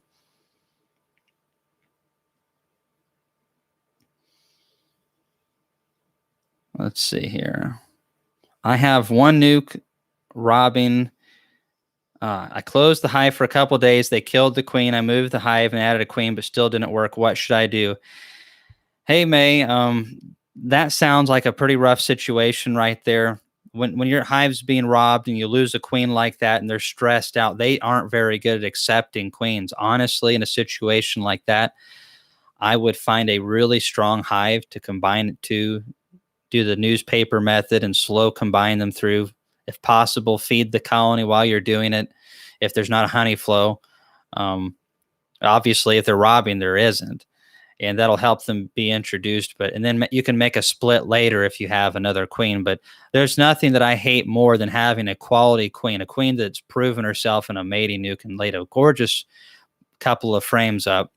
And I've given her time, and then I introduce her into a colony that does that. And almost every time I get those results is when it's in a colony that has had a robbing situation, that's had has old bees, a lot of old bees, a lot of stress. And the dearth period, it's harder to introduce queens. It just is. Everything's more stressful this time of the year.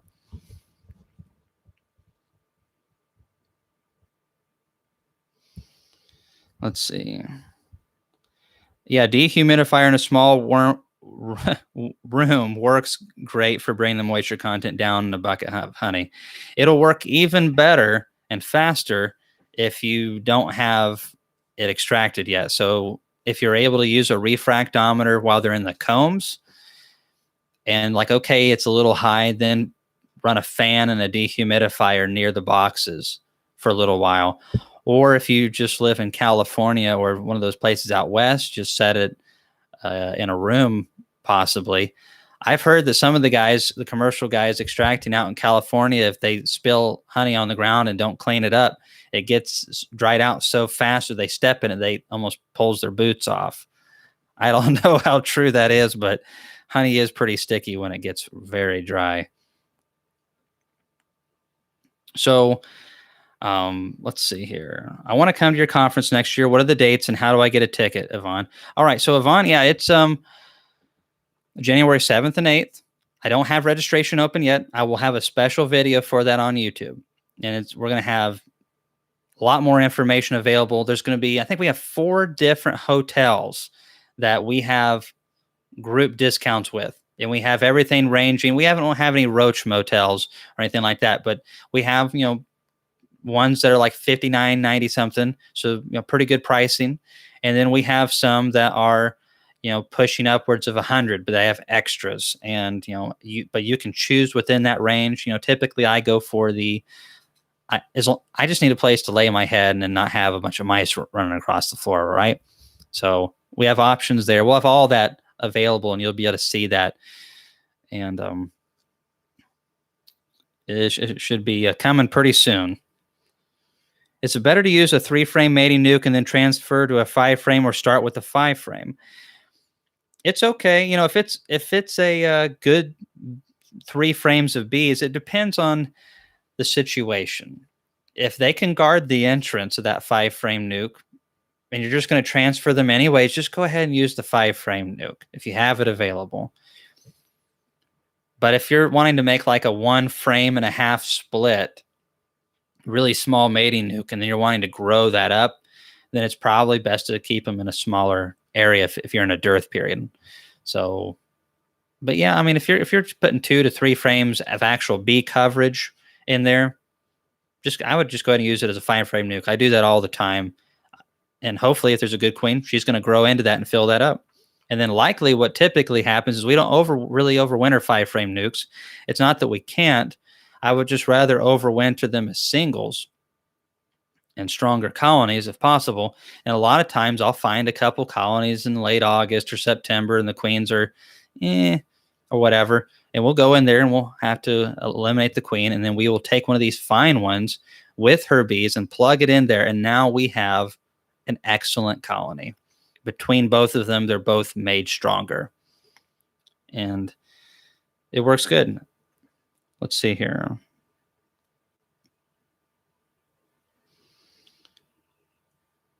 Let's see here. So, like the video that we had this morning on the long hive, a lot of people want me to give my opinions on is insulated better, our long hives, our long hives / horizontal hives, which is better? What are the best hives?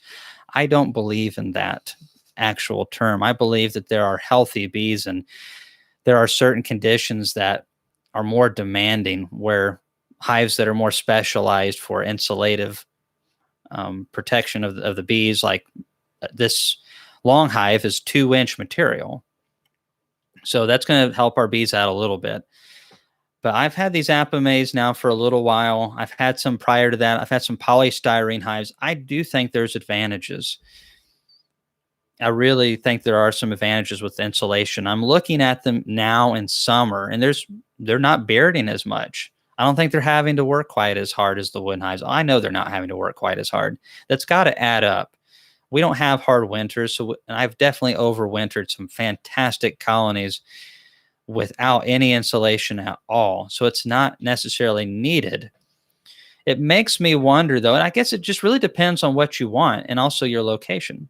In my location, insulation is not needed, but it could be advantageous. When you do that, what are you getting out of it?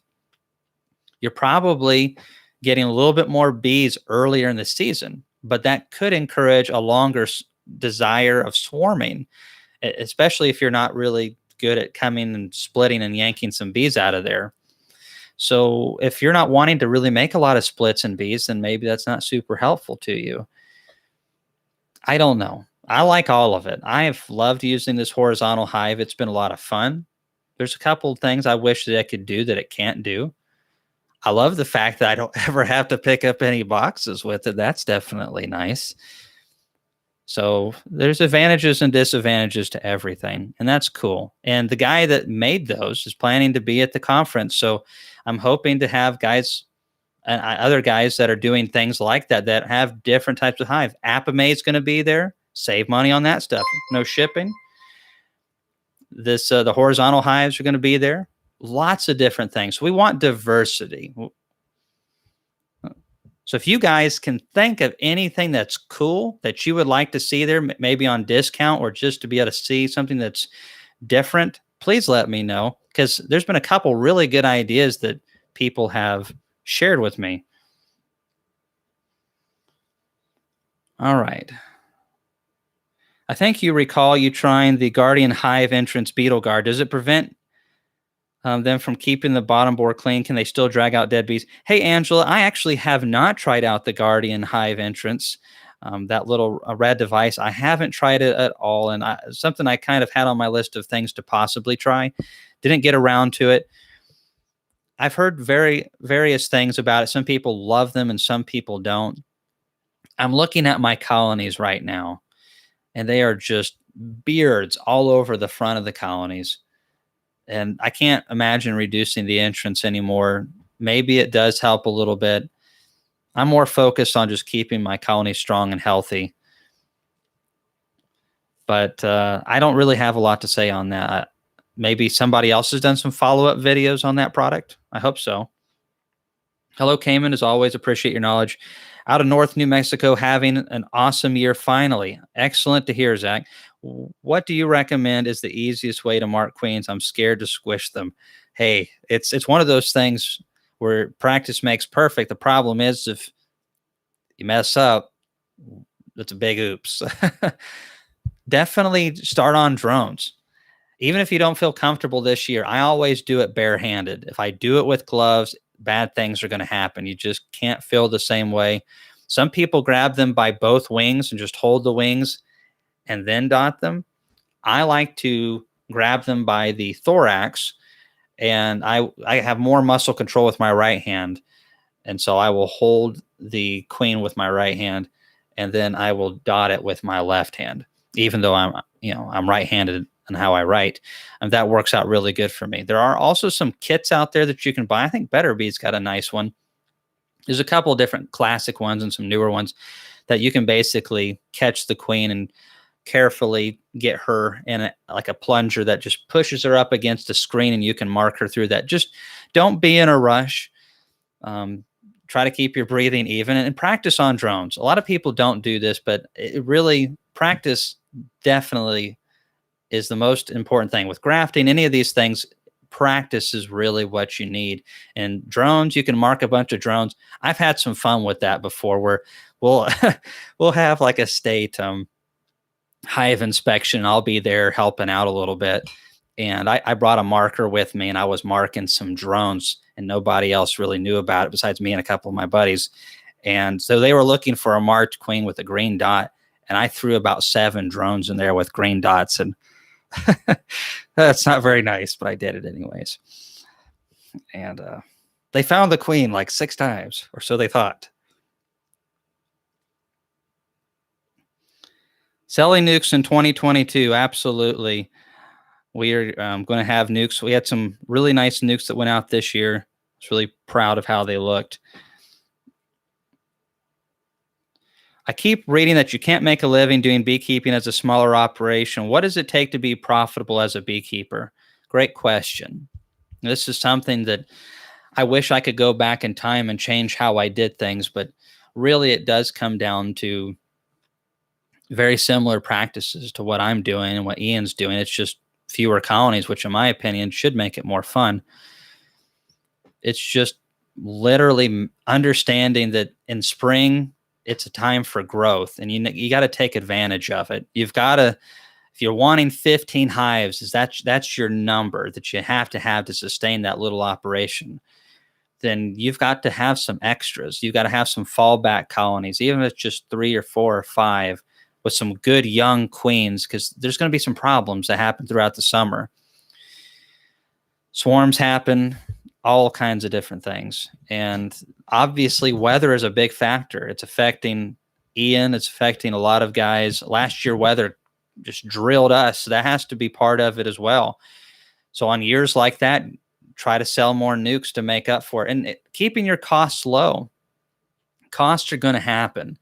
And that's one of the reasons why I try to review a lot of products. Some people get really upset that I do videos with hive butlers and different things like that.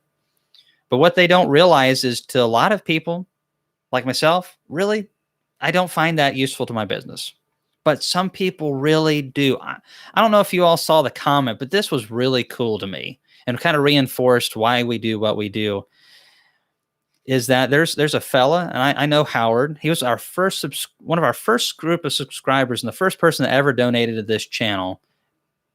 And really appreciate Howard. And he lives in New England, and he keeps his bees on top of his house. He has a little trap door, and he's older, and he has a pulley system. He uses the hive butler with his pulley system and drops them down through his house. That is so cool. It makes total sense for someone like him. To me, not really so much, but we need to do reviews on these products so people can know what they're getting before they buy it as much as they can.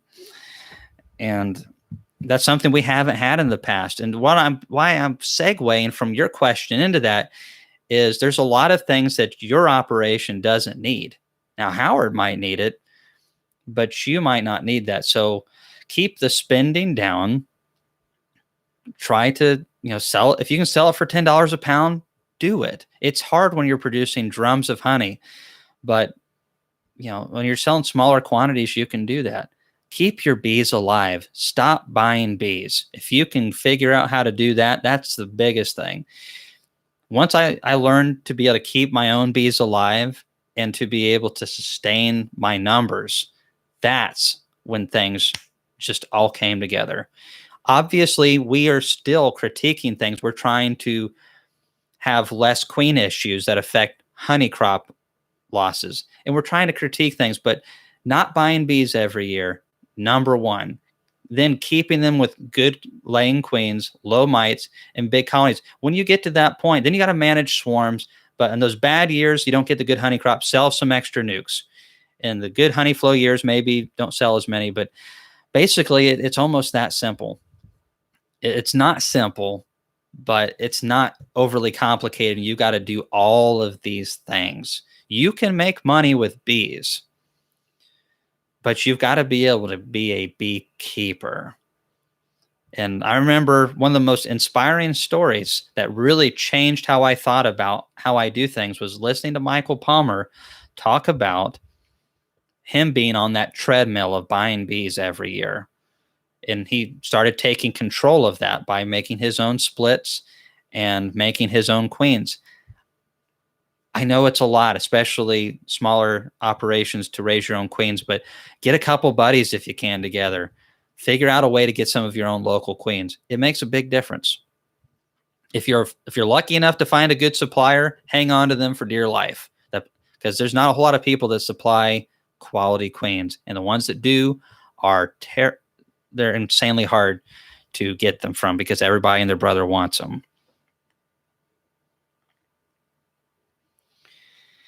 Hey, Angela, thank you so much. And I'm trying to focus on the positive over the negative. Not all of my videos are gems, and some of them will not apply to you. And I appreciate those of you who I've seen for a long time that still stick with me, because some of these videos we do, you're just like, I'm never going to use that. That's fine. But let me tell you, it's been really cool to also, it's been good for the channel, because I have people that are really interested in Apma beehives that watch my YouTube channel. I have people that are interested in this section of horizontal hives or whatever that watch the channel. And I have some people that are more like what I do for my business that watch the channel. You can't be all things for all people, but I'm trying to within reason. Not always successful. All right. Yeah, Laurel's had to ban a couple people tonight. Let me tell you, she's a super sweet person, but she doesn't like these people that spam our stuff. Sometimes I wonder what happened if she got to meet them in person. Might have to call the cops just to help the guy out. What are your thoughts on a Russian Carney queen? Ooh, well, Russians kind of have a decent bit of Carney in them in the past. I'm pretty sure. I don't know. It depends on the hybrid, because there's a lot of companies that sell Russian hybrids, and they're really nothing like what the USDA Russian program is doing. So I don't really know. It really just depends. And I purchased some Carney queens that were New World Carnolians and were terrible, garbage, waste of money. Spent like $40 a pop on those suckers, and it just light a pile of money on fire. I've purchased queens for $19 that were garbage too, but I prefer to spend $19 for garbage over $40. And it really just depends on what you're getting. A lot depends on the weather conditions. I mean, look at these queens in this container right here. If they sat in a place where it got 100-something degrees, they'd all be fantastic when Palmer pulled them out of his mating nukes, and they could all be sterile by the time they got to me. So shipping is an issue. Shipping puts stress on your queens. There's no doubt in my mind that when you raise your own queens or you purchase cells from somebody and drop them into a colony, they are going to do better than anything else as long as all the other factors are good, because they go out, they mate, they stay, they lay. They don't get put up in one of these things and shipped.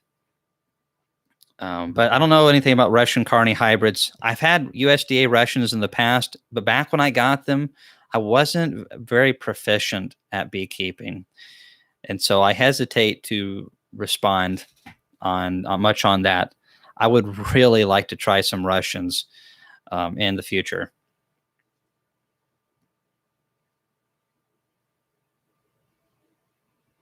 Let's see.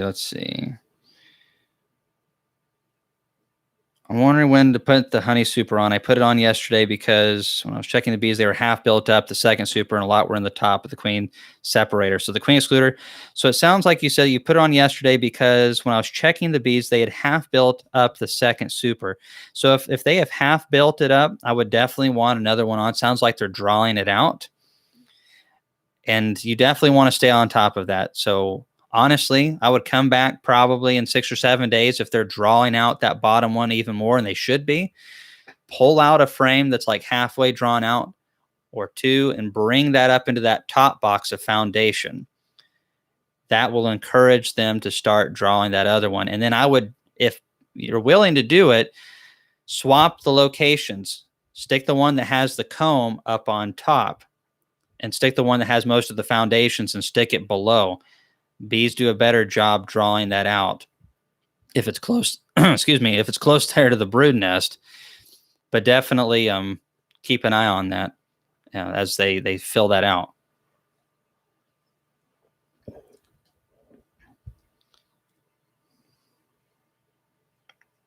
All right. I'm in Connecticut. Okay, so yeah, just keep an eye on that. A lot can change in a week, but hey, Michael Palmer, the man, the myth, the legend. We'd love to see you in Tennessee in January too, Michael. You know that. But like I was saying earlier, I really started thinking more fundamentally about beekeeping after listening to Michael, because a lot of the guys I was following prior to him were always preaching nothing but positives all the time. Everything was just sunshine and rainbows. And anyone that does that isn't really beekeeping, let me tell you. They really aren't. But that's the kind of people that when I was in the first couple of years of beekeeping, I listened to. And we all want the easy route. I'd like things to be a little bit easier, but that's not reality. That's not weather. That's not beekeeping.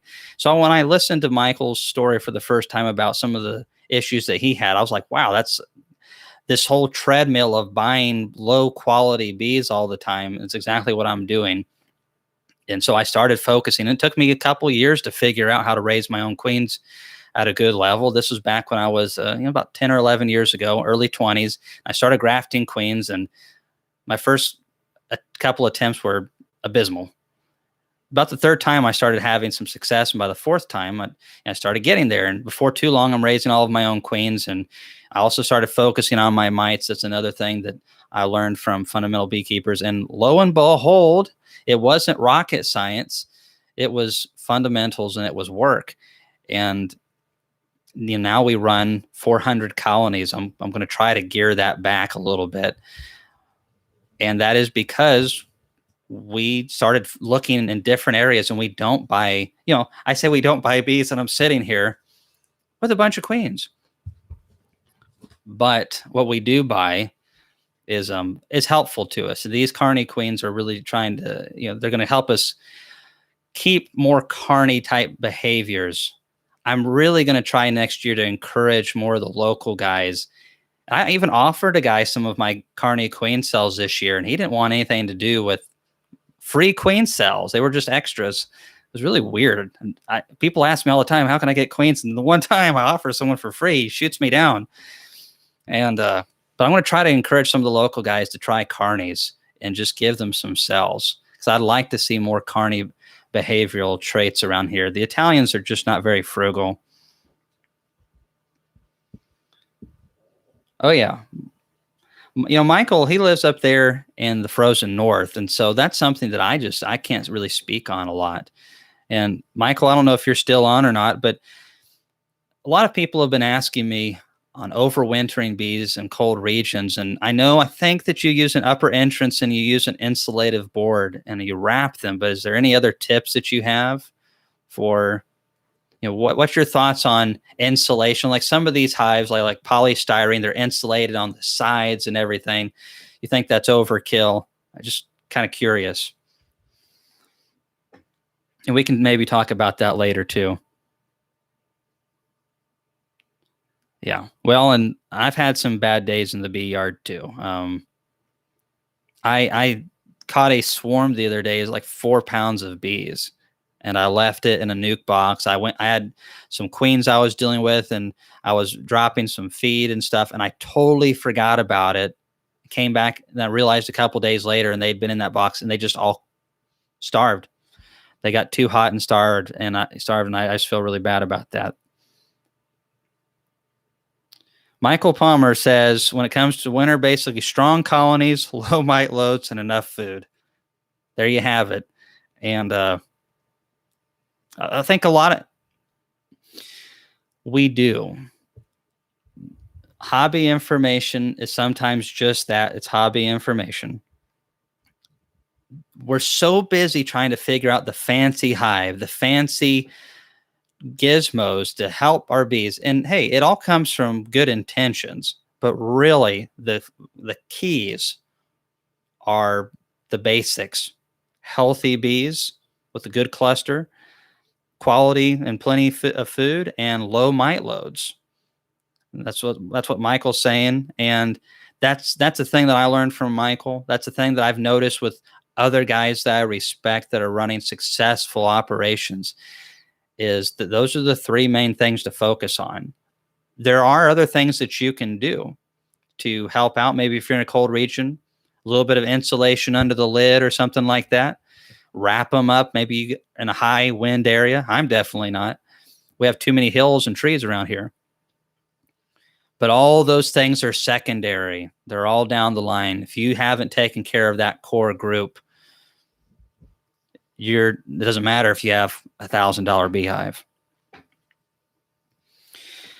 Maybe you already addressed this. I just joined 30 minutes ago. I live in the DC suburbs. What are the better mite treatments? Oh, that is a hard question. That is a hard question. Apivar would have been the one that I would have recommended a couple years ago, but there are many beekeepers like myself, and some of these guys are running thousands of colonies who are saying that it's not working like it used to. Some argue that the mites are becoming resistant. Some are arguing that the quality control and the producers of it aren't doing their job. And I've heard a lot of information in regards to that. Whatever it is, Apivar kind of scares me a little bit these days. I liked it though, because it didn't slow the queens down from laying. It killed the mites over a long period of time. You put the strips in, you pull them out. Some people are still using that, and some people are still saying that they're having good results. I'm going to test it out again this year in one whole bee yard and see how it does. I like Apiguard thymol products. It's not perfect, but I do a combination of things. We're already treating. We're going to come back in August and do alcohol washes, and we're going to double check and see which colonies are going to need other treatments. When we make splits, we make them to where there's a small brood break window. It doesn't mean that there's no brood in the hive, but it all has to be in an uncapped stage. If we have made a split and we've timed it right, especially with queen cells, this is very easy to do, but it's all about timing. If you miss it by 5 to 7 days or so, it's too late. There's already capped brood. Those mites get behind that. The oxalic acid vapor doesn't work.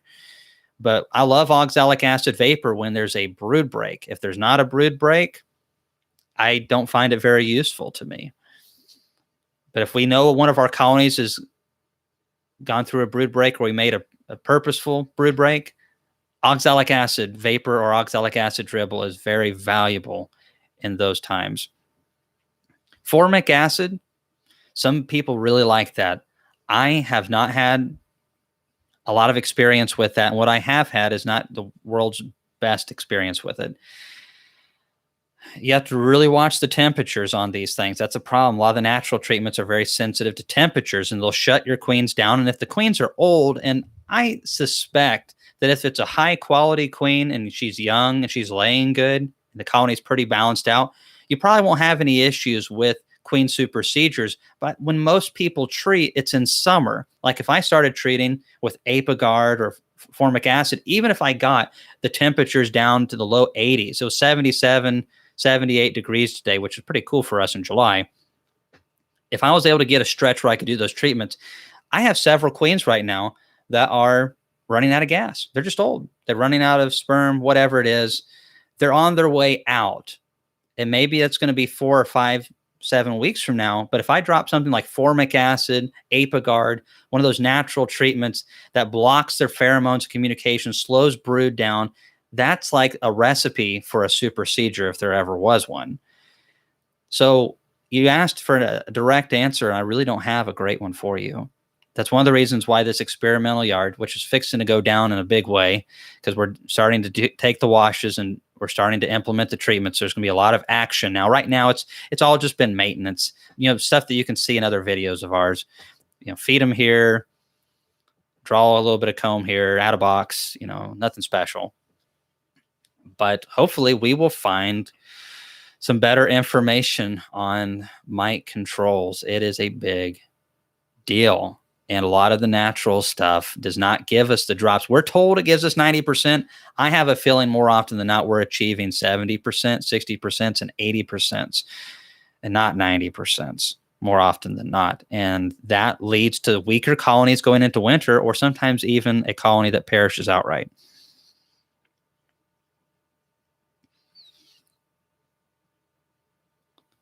Let's see.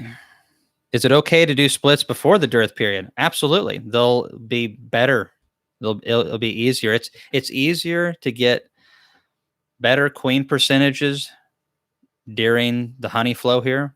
We really don't like it during the prime part of the flow, because usually they produce so much comb and wax and they plug out a little bit. But when you have that nice nutrition in a period of a non-dearth, the bees do better in every way. I think. And you can produce queens in a dearth, and I'm doing it. And you can make splits in a dearth, but there's robbing stress, there's nutritional stress. I usually have to make them stronger. But yeah, totally can do it.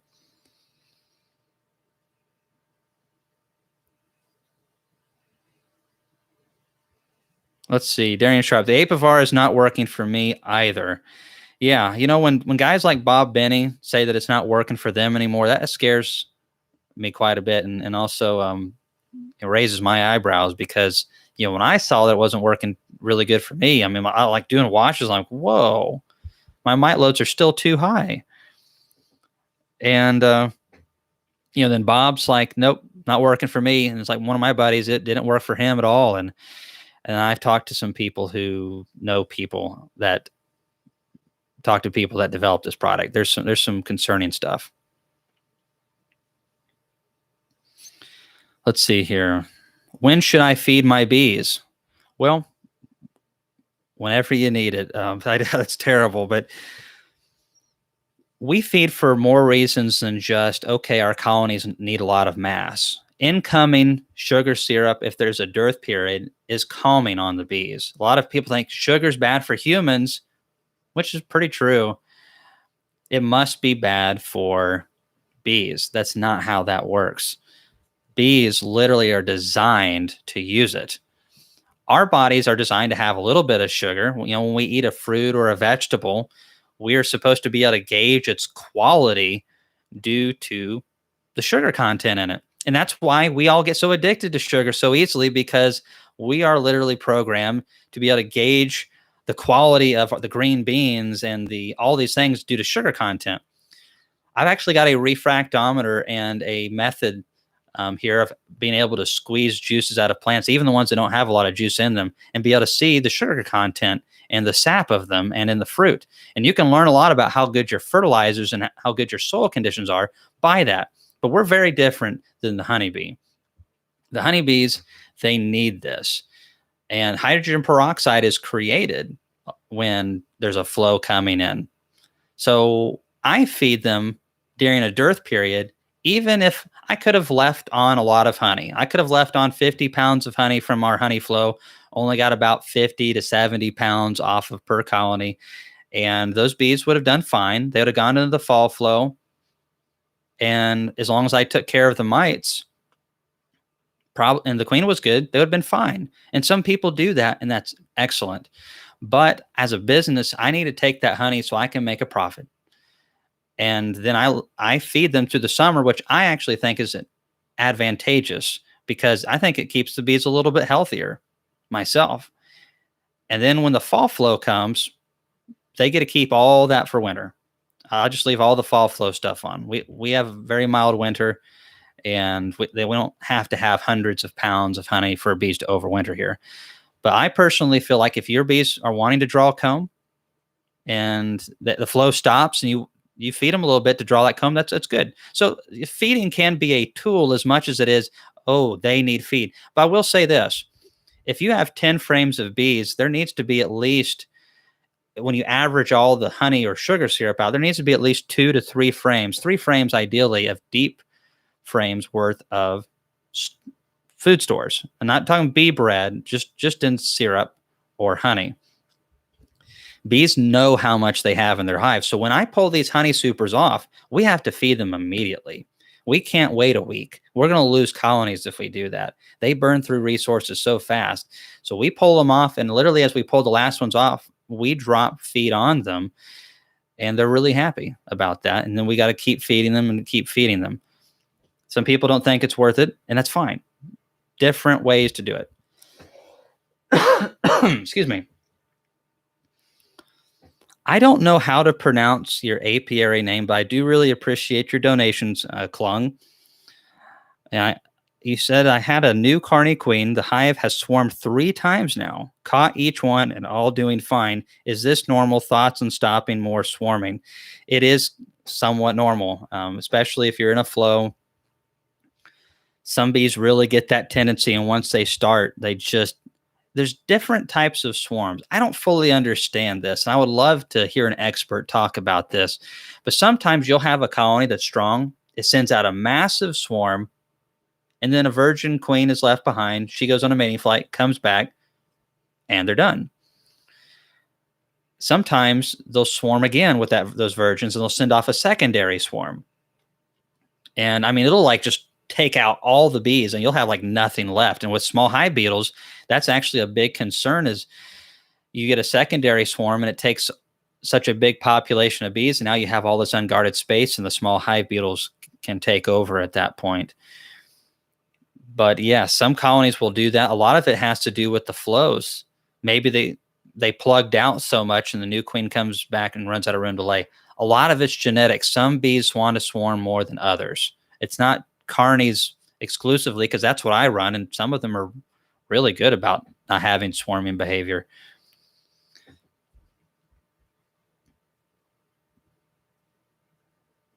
When you put out extracted honey frames, when you put extracted honey frames out and they don't touch them, you are still in a flow. Absolutely. If it has some extracted honey frames and they set out and your bees aren't just wearing that out, you have a good flow going on. Let me tell you, if I set so much as a spoonful of honey out right now, it's all over the place. Getting a little dry.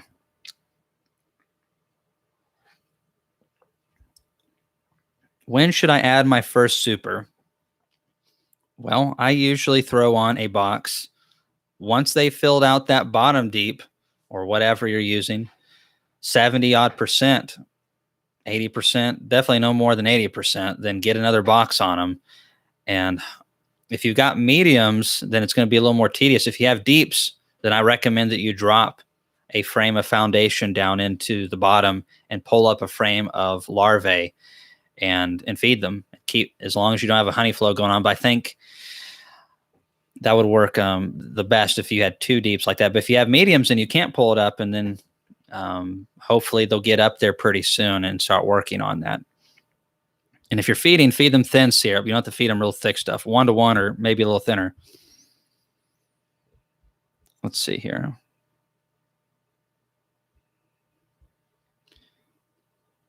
Hawaiian queens, other queens just say it. Zach, come on now. Those Hawaiian queens, you know that all they do is sit around and want to lie around sun all day. No, those Hawaiian bees make tons of honey, but granted, they are in Hawaii. Does the size of the queen correlate with her ability to lay a good brood pattern and number of eggs? I have a couple new queens I made that are on the small size. There's variables there. We got the word in. All right, variables. If they have a small amount of space to work with, and it depends on what you're talking about small, but if they don't have a lot of area occupied by bees, then they can't lay much and they won't swell up quite as much. I typically bigger queens are better, just because if they have a bigger abdomen, typically if they're bigger, it looks like they've been fed better nutrition, right?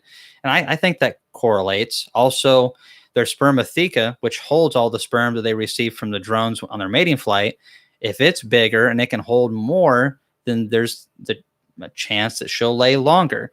However, I've had some smaller queens that have done a really good job. Really, the proof is in the pudding on how they perform. But definitely, the queens that I'm seeing right now aren't as big on average as what I was seeing back in May during our flow. They're not encouraged to lay very hard because there's not a whole lot of diverse pollens coming in and there's no nectar coming in at all. So there's no natural stimulation for them to lay hard. So they gear down. So variables there.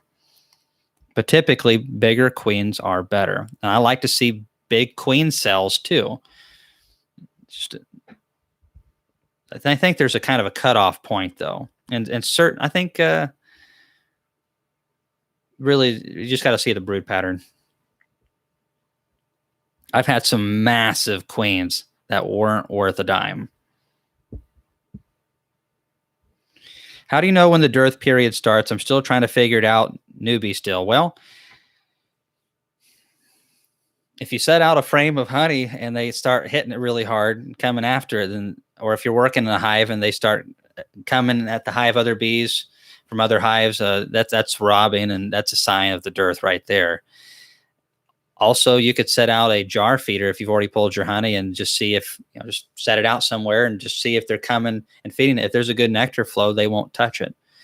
Kind of observe what the bees are doing as they're coming into the hive.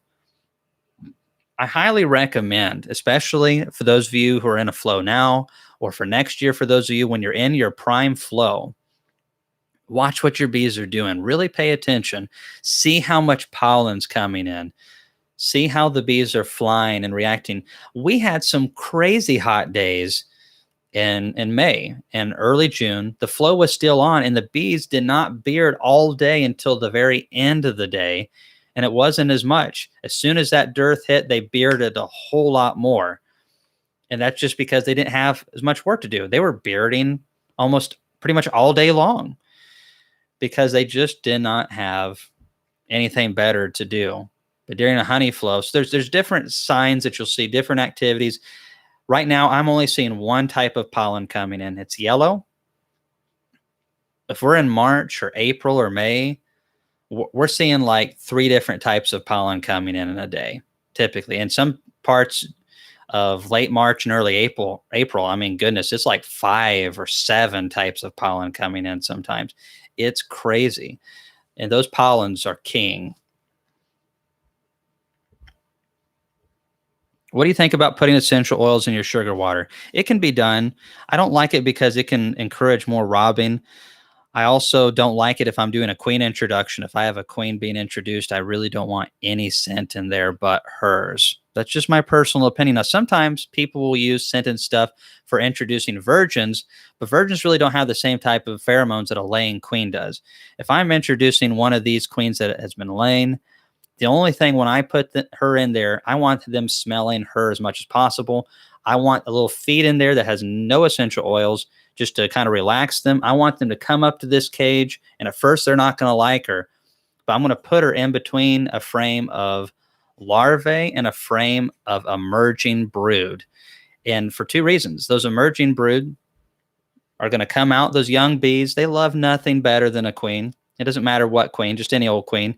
And that larvae right there, there's a lot of nurse bees that are on that, and they are also more accepting of queens. We need bees to come up and accept this queen, and they need to get some of her pheromone off of her through the cage and start spreading that magic around. I don't want anything blocking that. Some people use essential oils and say they work pretty good. I'm still on the fence on essential oils. I think right now the only thing I can really say that I know for sure that they do is that they can retard some fermentation of the syrup for a longer period of time. But they do encourage robbing. In some cases, could be problematic to introducing queens. That's just my opinion on it. I would love to see more research on essential oils and beekeeping.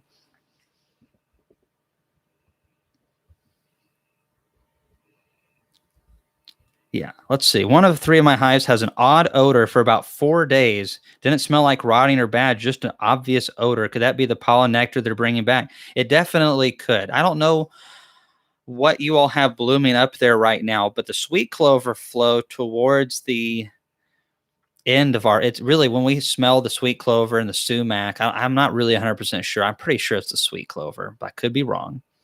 One of those, they bloom around the same time at the end of our flow, and you can just smell it in the yard. And it's kind of a sweetish smell, caramel-ish. Laurel says it smells a little different than what I think it smells like, so everyone smells it a little bit differently.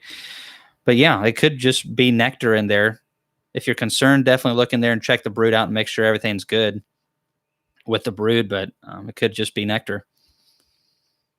Is it possible to get bees to draw wax in a dearth when feeding thin syrup? It is, but it's hard, and the conditions have to be just right. You need a good laying queen. She's got to be pumping out the bees. And when you have a great quality queen, they are better about everything. The efficiency of everything goes up when you have a quality queen. So if you're wanting anything done right, you need a great queen in there. So when we pulled all the honey, and it's really a timing thing, as soon as the flow is done, as quickly as possible, we yank it off. And then we drop boxes onto them, yank up a frame of larvae, and feed. It could take 4 or 5 gallons of thin syrup to draw that box out. But if there's not a laying queen down in there or a poor laying queen, they're not going to do a good job drawing that out. So it works on some, it doesn't work on all of them. But yeah, you can. Now, if you're trying to do that same thing in mid to late August, I seriously doubt in this area you're going to have any success with that, because they've been in a dearth too long and they just naturally are dropping in population. The longer that goes, the harder it is to get them to do that. And that's, you can feed nectar all day long, but even if you feed pollen patties, they will not brood like they will with a good pollen flow.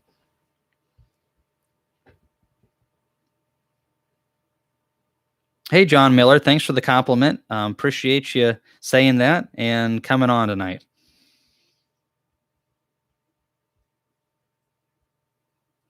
I have a colony that swarmed this spring. They are now super aggressive. They boil out every time I crack the cover. Thoughts? Do you know if they are queen right? Because queenless colonies can get really ill.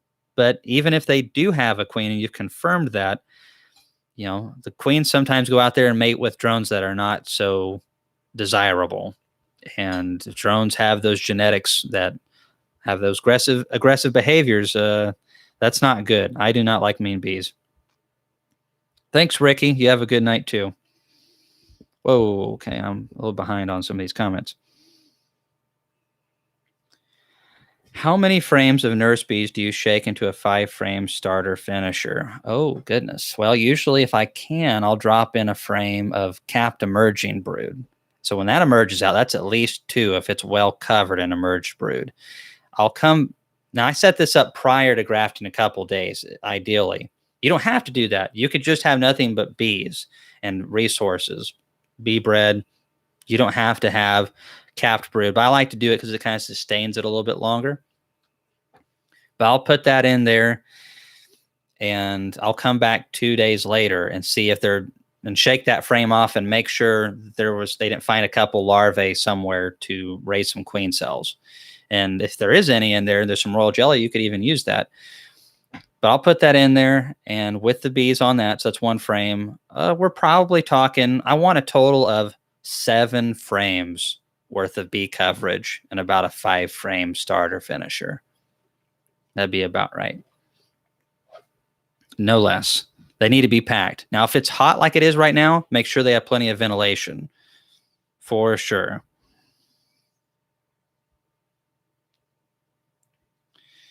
Whew. Yeah. 1.3 to 1, I guess is the way you say, Russell. I always thought it was like basically 3/4 of a pound of sugar to 1 part water, 1 pound of water. So it's like 75%. Anyway, but I mean, I think it all pretty much works pretty good. What I'm feeding right now is 3/4 of a pound of sugar ratio to 1 pound of water.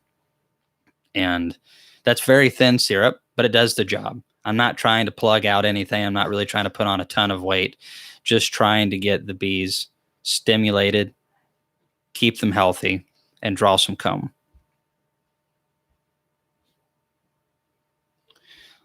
In a desert in eastern Washington, there's no forage for my bees here. I have been planting as many plants and trees as I can afford. What are your favorite bee trees? Good question, Elias. I don't know what all grows out there, but the Avodia tree or the bee tree is really cool. I know a plant that it does well in California is the Vitex, Vitex. It's not really a tree. It's more of a bush/tree, kind of like a crepe myrtle. Some varieties do very good for honeybees and some do not. So you'll want to do a little research on that. Sunflowers, but obviously, there's a different array of different things. Golden lantern tree. I would love to be able to plant more stuff for bees if I can find time one day. There's a lot of cool plants out there that are non-invasive that I would love to see growing and see bees working them. Chinese chestnut provides late pollen, but man, they stink. It's not super late, though. It's probably mid-June here. I'm not an expert on that. There's a guy that I'd like to have on to one of these one time, and he's a friend of mine, and he's a bee plant nerd, and which means he's awesome.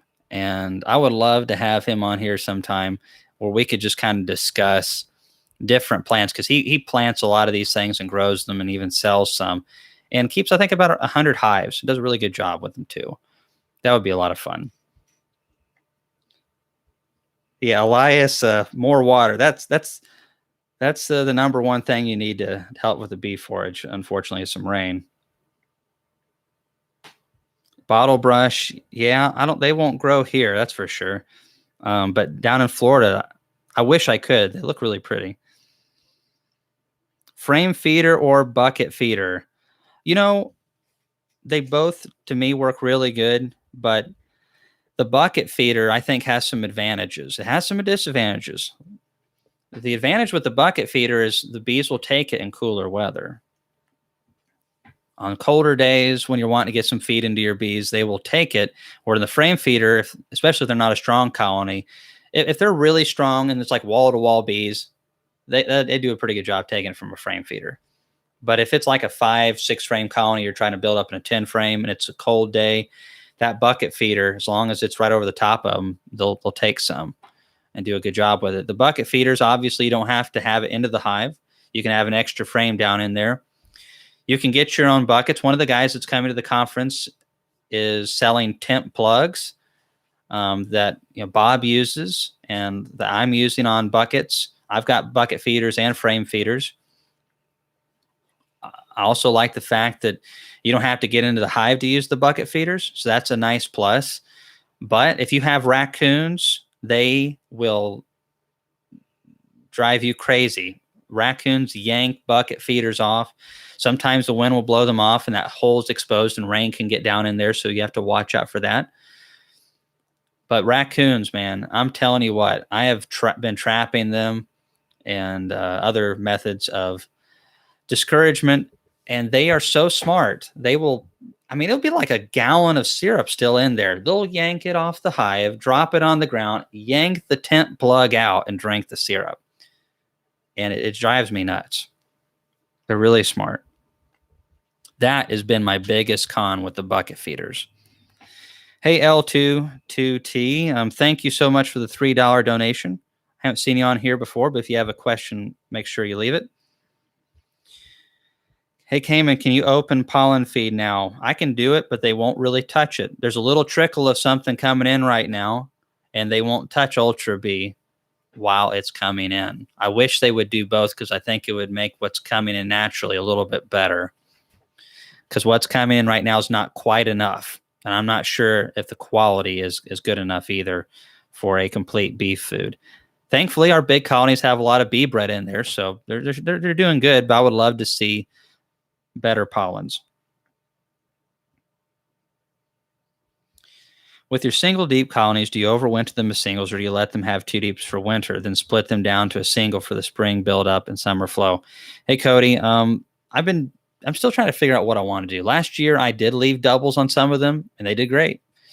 And some of them I left on singles, and they did great too. We just had to add seconds to them in, 3rd, 4th week of February, 1st week of March, something like that. I'm pretty sure it was the end of February we added the second boxes to them.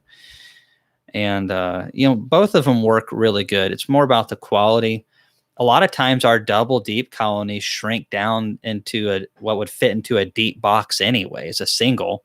So as long as there's plenty of honey down in there, I don't see why that would not work. Singles can work here in Tennessee. Doubles work here in Tennessee. Both can work really good.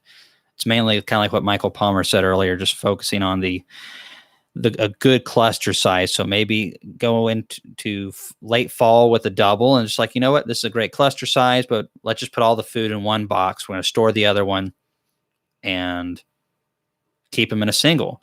Then when they start raising brood, if they're covering the bulk majority of that space, they're going to be able to regulate that temperature really good. Maybe put a R5 insulative board between the lid and the bees and, man, really keep that heat in there. Have you seen a lot of small hive beetles this year? No, not a crazy amount. It hasn't been last year we didn't have near as many, but we had that really long cold period in spring that was terrible in our honey flow. Lots of rain, and the beetles were as low as I've ever seen them. This year they're a little bit higher, but they're not atrocious. But we did have a delayed spring. It was about 2.5 weeks behind what it normally is. And we had some cooler weather, and they just don't like that as much. And it makes sense because they're not as big of a problem up north as they are in the south. And we're kind of a mid state. We really aren't we're not in the deep south. We don't get the crazy long summers and heat, and we don't get the really cool weather up north. We're really victims of whatever the north wants to do. Whenever the Canada and the northern states just give a big, powerful punch, we get that. Whenever the Gulf and those guys decide to give us a big punch of hot weather, we get that too. We're right in the between.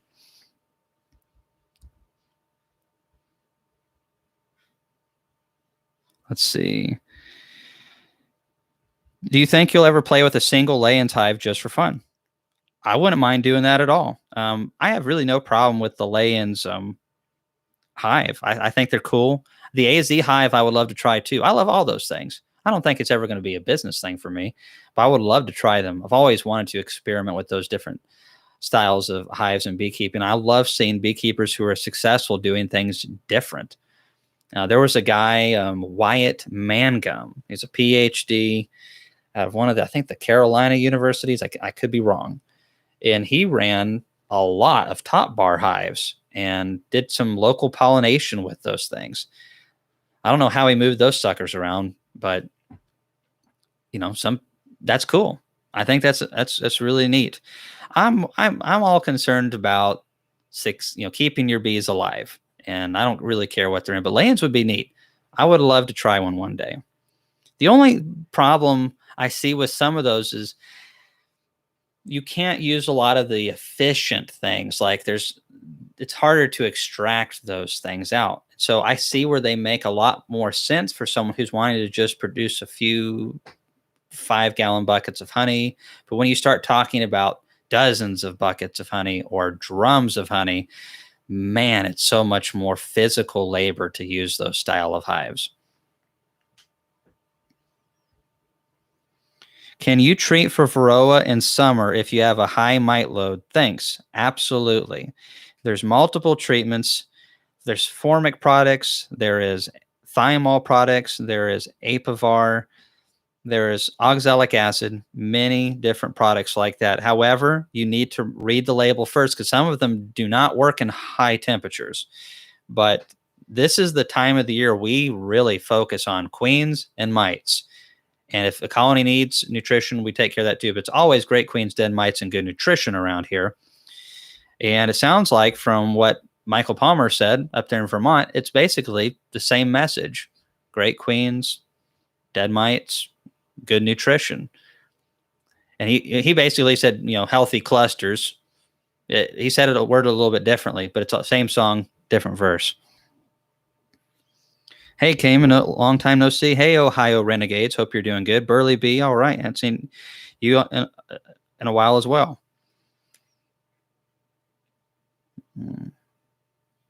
Should we try to feed dry pollen sub in an outside feeder right now?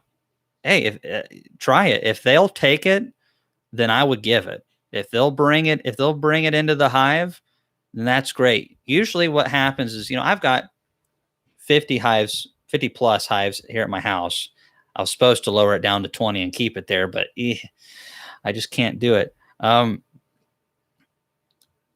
put it out and I'll get like 15 bees on it, 50 bees at the most. And people are like, oh, they're working it, Kamon, they're working it.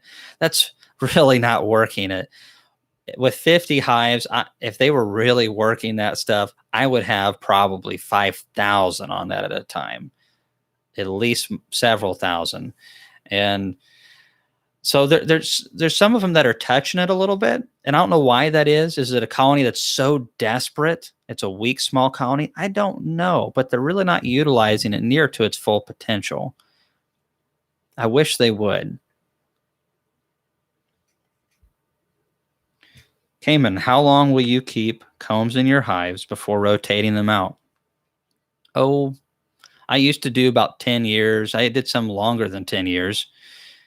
But nowadays, since that was back when we were growing our business. I had some that were like 16 years old. I'm not saying that you necessarily should do that, but I think throwing them away, like someone was commenting on my videos the other day, like 3 years old, throw them out. I was like, whoa, those things are hardly broke in. That's just my opinion. But we were growing. Back when I started at around 10, 15 hives, I wanted to have 50, and then 50 became 100, and then 200, then 400, all of those numbers. And when you're doing that, the most valuable thing is keeping your bees healthy, and then after that, combs for those healthy bees. So you don't want to toss it. And I never have seen a reason to toss it. I've never seen any ill effects from allowing my combs get a little bit older. However, now that we're at a point where we're not growing our operation anymore, we're cycling them out a lot younger. I think it's a good practice if you can afford to do it.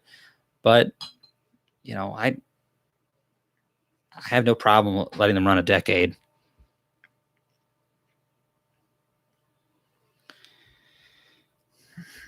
Let's see. I have had trouble with repeated swarming in queenless hives this year. Ah, yes. I'm in Tennessee. I have 12 hives and keep them in a row about 10 inches apart. Does that encourage swarming?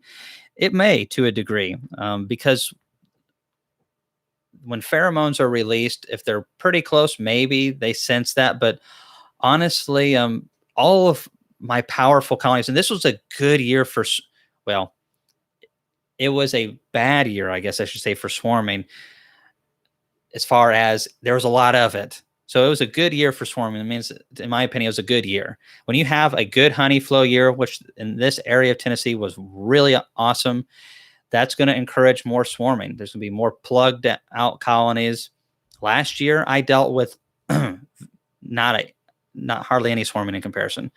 A third of the swarming that I did this year. The honey flow was terrible last year. We'll take the swarming issues with the honey crop. Thank you very much. But so that was kind of part of it. I think having colonies a little bit closer can encourage things to happen. I do know when one colony gets aggressive, there's a pheromone exchange, that alarm pheromone, and usually the other colonies are affected. Is swarming like that? I haven't seen conclusive proof of that, but it wouldn't surprise me one bit. All right. How would you introduce a mated queen with a push-in cage? All right. I kind of explained this earlier, but it won't take long to explain it again. So I've got these queens right here. Whoops. And I got some of them in today. I have a lot more to work on. And I'll be getting to these tomorrow evening and Monday. But what I'm going to do, if let's say it's a colony, there's a lot of it depends on the colony that we're introducing it into. If we're making a split, and it's the splits that I like to make, where we take brood and we shake some bees in there and we stick them in the same yard, we make it pretty powerful because some of those bees are going to fly back. All the old bees go back. If it's a situation like that, I put a little bit of thin syrup in there. I pop the cork on this. They eat through the candy. I come back, probably 8 or so days later and check her out. Probably about 10 days would be better. And then almost always she's laying in a situation like that. Make the split, introduce the queen the same day, if possible, because if you don't, they'll start raising queen cells. We want her to get in there and that pheromone suppress that, and come back there in 10 days and check that out. But if you have a big colony, a powerful colony, one with old bees, you don't want to rush it. If it's a colony that you have a queen already and so there's some brood in there, then that's pretty easy. You just stick one of these in there, make sure they can get access to this cage. We need them touching that queen over time, getting used to her, spreading her pheromones around. Put her in between a frame of emerging brood if possible and some larvae. We want a lot of nurse bees and young bees around her that love her to death and are getting that pheromone and spreading it around. Now, if it's a colony that has like no brood and it's old bees, that's tough. It's harder to do an introduction like that. And in colonies that are older, a lot of times I'll leave the cork in on both sides. Keep in mind that one side has the candy. We only want to remove the cork that has the candy, so it takes them a little longer to get through that. And you can make some of this candy and actually add a little bit more, like round it off on the top here, so it adds like another half day to a day or so to get to her. But on colonies that are old like that, bring maybe a frame of brood from another colony, maybe 2 frames of brood, but maybe you should just make a split instead. And then put her between that, leave that cork in, then come back 2 days later, no smoke, so probably suit up for this, and pop that cork out, and then feed them 1-to-1 syrup at the same time. Whenever I'm introducing a queen, if there's not a good honey flow, feed them some syrup. Let's see here. But yeah, queen issues. It's the number one thing I'm dealing with right now as far as, timing. You got to get to it and get it done if at all possible. Mites and queens, queens and mites. Do you think beekeepers should not depend on just one method to kill mites, but multiple methods, brood breaks, checking drone brood? It's always good to have multiple ways to kill Varroa mites.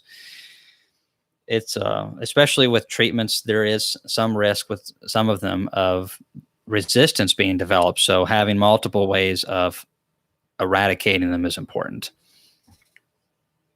I definitely like having oxalic acid vapor for December treatment. Bees are broodless. That's one of the reasons why I like the Carney genetics, is because Italians in a mild year here will have brood almost year around, even if it's just a little bit.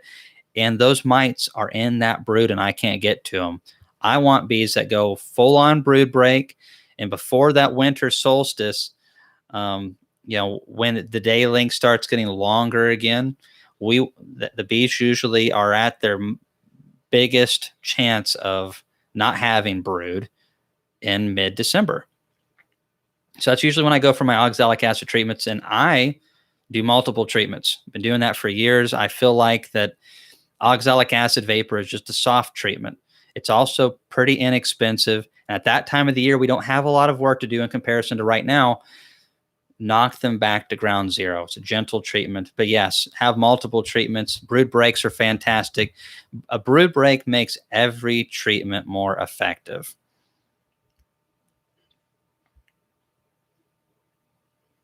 Hey, Colin, thank you so much. Have you gotten European foul brood? And if yes, how did you deal with it? So I have experienced the European foul brood. And the number one problem that I've seen, things that encourage European foul brood, is poor genetics and poor conditions. There's a difference. Last year, I had some European foul brood creep into a lot of really good colonies in my production yards, but we had some of the worst spring weather last year that I've ever seen. So much rain, lack of forage, there's nutritional stress. And whenever there's stress, the European foul brood starts creeping up. It's normal to see a little bit in some of the colonies, but if a colony is susceptible to it, we want nothing to do with those genetics. We requeen. Sometimes the mite presence are causing so much stress on our bees that European foul brood and other secondary things become issues that should not be issues. So you could be having something else that's causing stress, and it's creating a trickle-down effect. And so other stuff that wouldn't be normally happen because of those mites. European foul brood, what I would do for it, I had a buddy of mine that had some European foul brood in a colony, and it was, the pattern was terrible. And the queen was young. We knew that the queen was brand spanking new, but it was already in there. And what you needed was to break the cycle.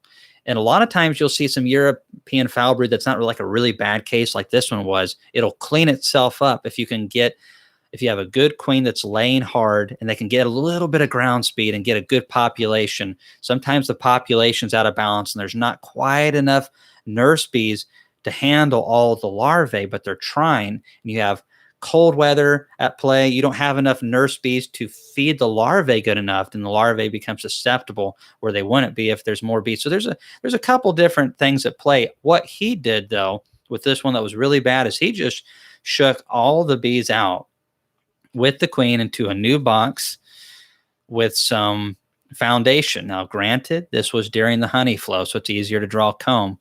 And he fed them hard, got brand new combs. And what you're doing is those spores reside in the honey. Or maybe that one's not spore forming.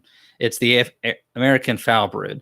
But that bacteria is it's in the honey. And the bees, as they're feeding each other, are spreading around. So if you put them on foundation and you're feeding them sugar syrup, you're eliminating that. It forces them to consume what's in their guts and turn it into wax and cleans that up. I've never used antibiotics for it. I'm not condoning anyone who does. If we look at a long history of medical, whether it's with humans or animals, there's a lot of antibiotic resistance out there with a lot of those products. If you're going to use it to the label. Make sure that you don't kill it part of the way. Use the full treatment with antibiotics if you're going to use it. But I always have felt like it's more of a quality control of let's focus on great queens, making sure there's good nutrition, and that's worked really good for me. Jason Wester, thanks again for coming on, and thank you for the donation. Much appreciated. You look like a young Nick Saban. Holy smokes. You and I are best friends. Sorry, Jason, I'll get back to that. I just saw that comment. How do you make sure that your genetics remain carny without a controlled breeding program? Do you order carny queens occasionally? Yes, I do.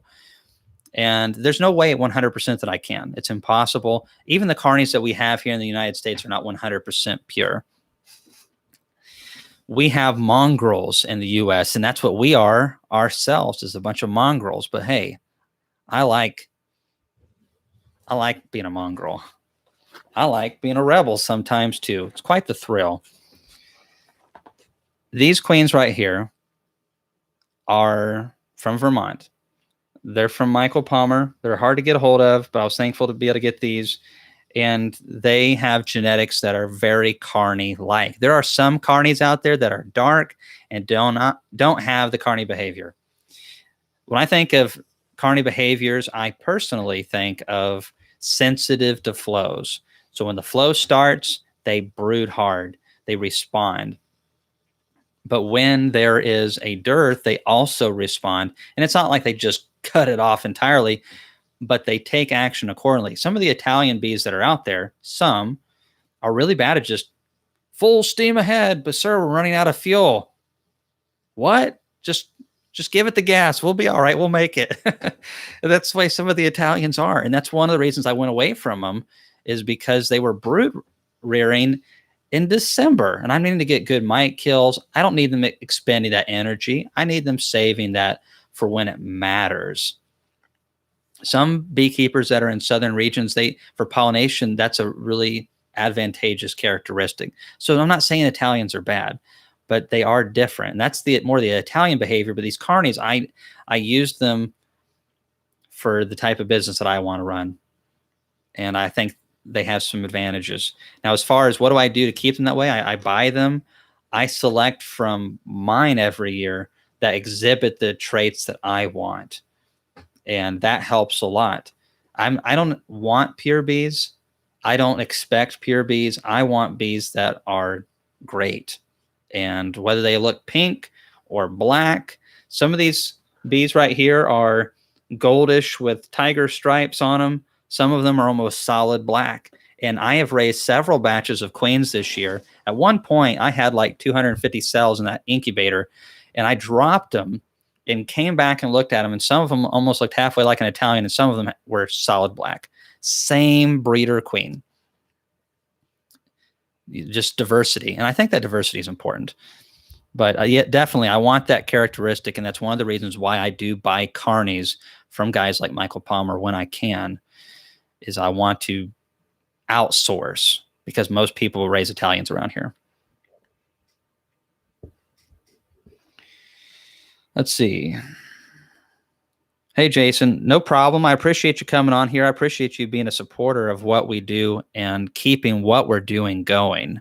I appreciate that very much. Have you heard of queens that were AI still go on mating flights after in customers' hands? Theory is that they did.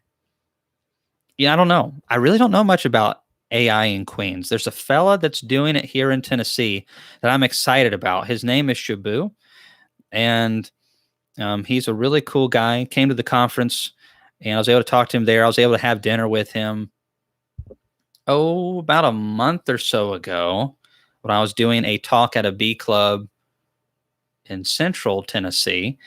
and he was able to meet me there and a couple of my other bee buddies.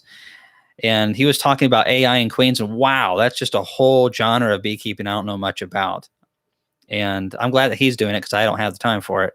But I'm interested in maybe having some of my breeder queens crossed with some other carnies and see if I can get an AI queen from him and see if maybe I can get something that is desirable. I don't know about them going on mating flights afterwards, but I bet you Shabu could tell you. He seems really knowledgeable about that. We had a good laugh. I've worked with a lot. This is a little side story. Just, it's not really a whole lot beekeeping related, but I used to drive a truck all the time. And when you drive a semi, you meet a lot of different people. And there's several guys that are from India. And when I was working around Nashville, it's a melting pot. A lot of people from different countries. But a lot of the Indian people that I was exposed to don't eat a lot of meat or don't eat any meat at all. Shabu's not like that at all. So we go to this restaurant and, he orders like the New Orleans or whatever. It's a steak with shrimp on top. And I'm just like, my eyes are that big around. I'm like, what the heck? And India has a lot of people, and that's what he told me. But it's one thing to have a steak, because cows are kind of holy over there to a lot of the people. They're a sacred animal. You don't eat beef. And they're missing out. Stuff's good. But he had shrimp on top of it, which a lot of them, don't do the unclean meats as well. So that really surprised me. I just asked Shabu nicely. I was like, hey, man, what's up with that? I'm just kind of curious. No big deal. And he's like, oh, well, you've got to realize India is a big country. There's like 1 billion people. So you have a lot of diversity. The people up north are by and large the ones that, think the cows are sacred. And he's like, and we love them because we can get those cows kind of somewhat brought down here, and then we get cheap beef. And but he's like, you got to remember, southern India is more like Texas. We like our meat and lots of it. So that was kind of a funny story, but we talked about AI and queens, and that was a really interesting. Hey, Sarah's Happy Hives. I like that name. I'm glad that you came on. It's good to meet you. Have a great night. And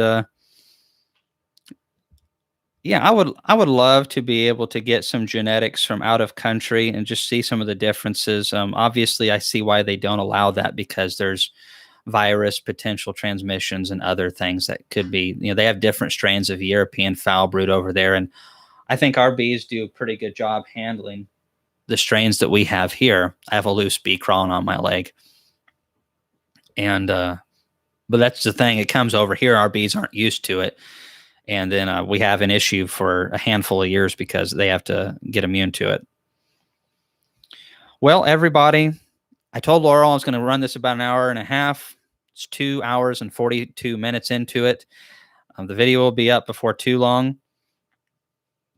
And hey, nuts and bolts beekeeping. Yeah, I'll be caging queens to create a brood break. There's a couple other odds and ends on how you can do that, but that's what I'm going to be doing.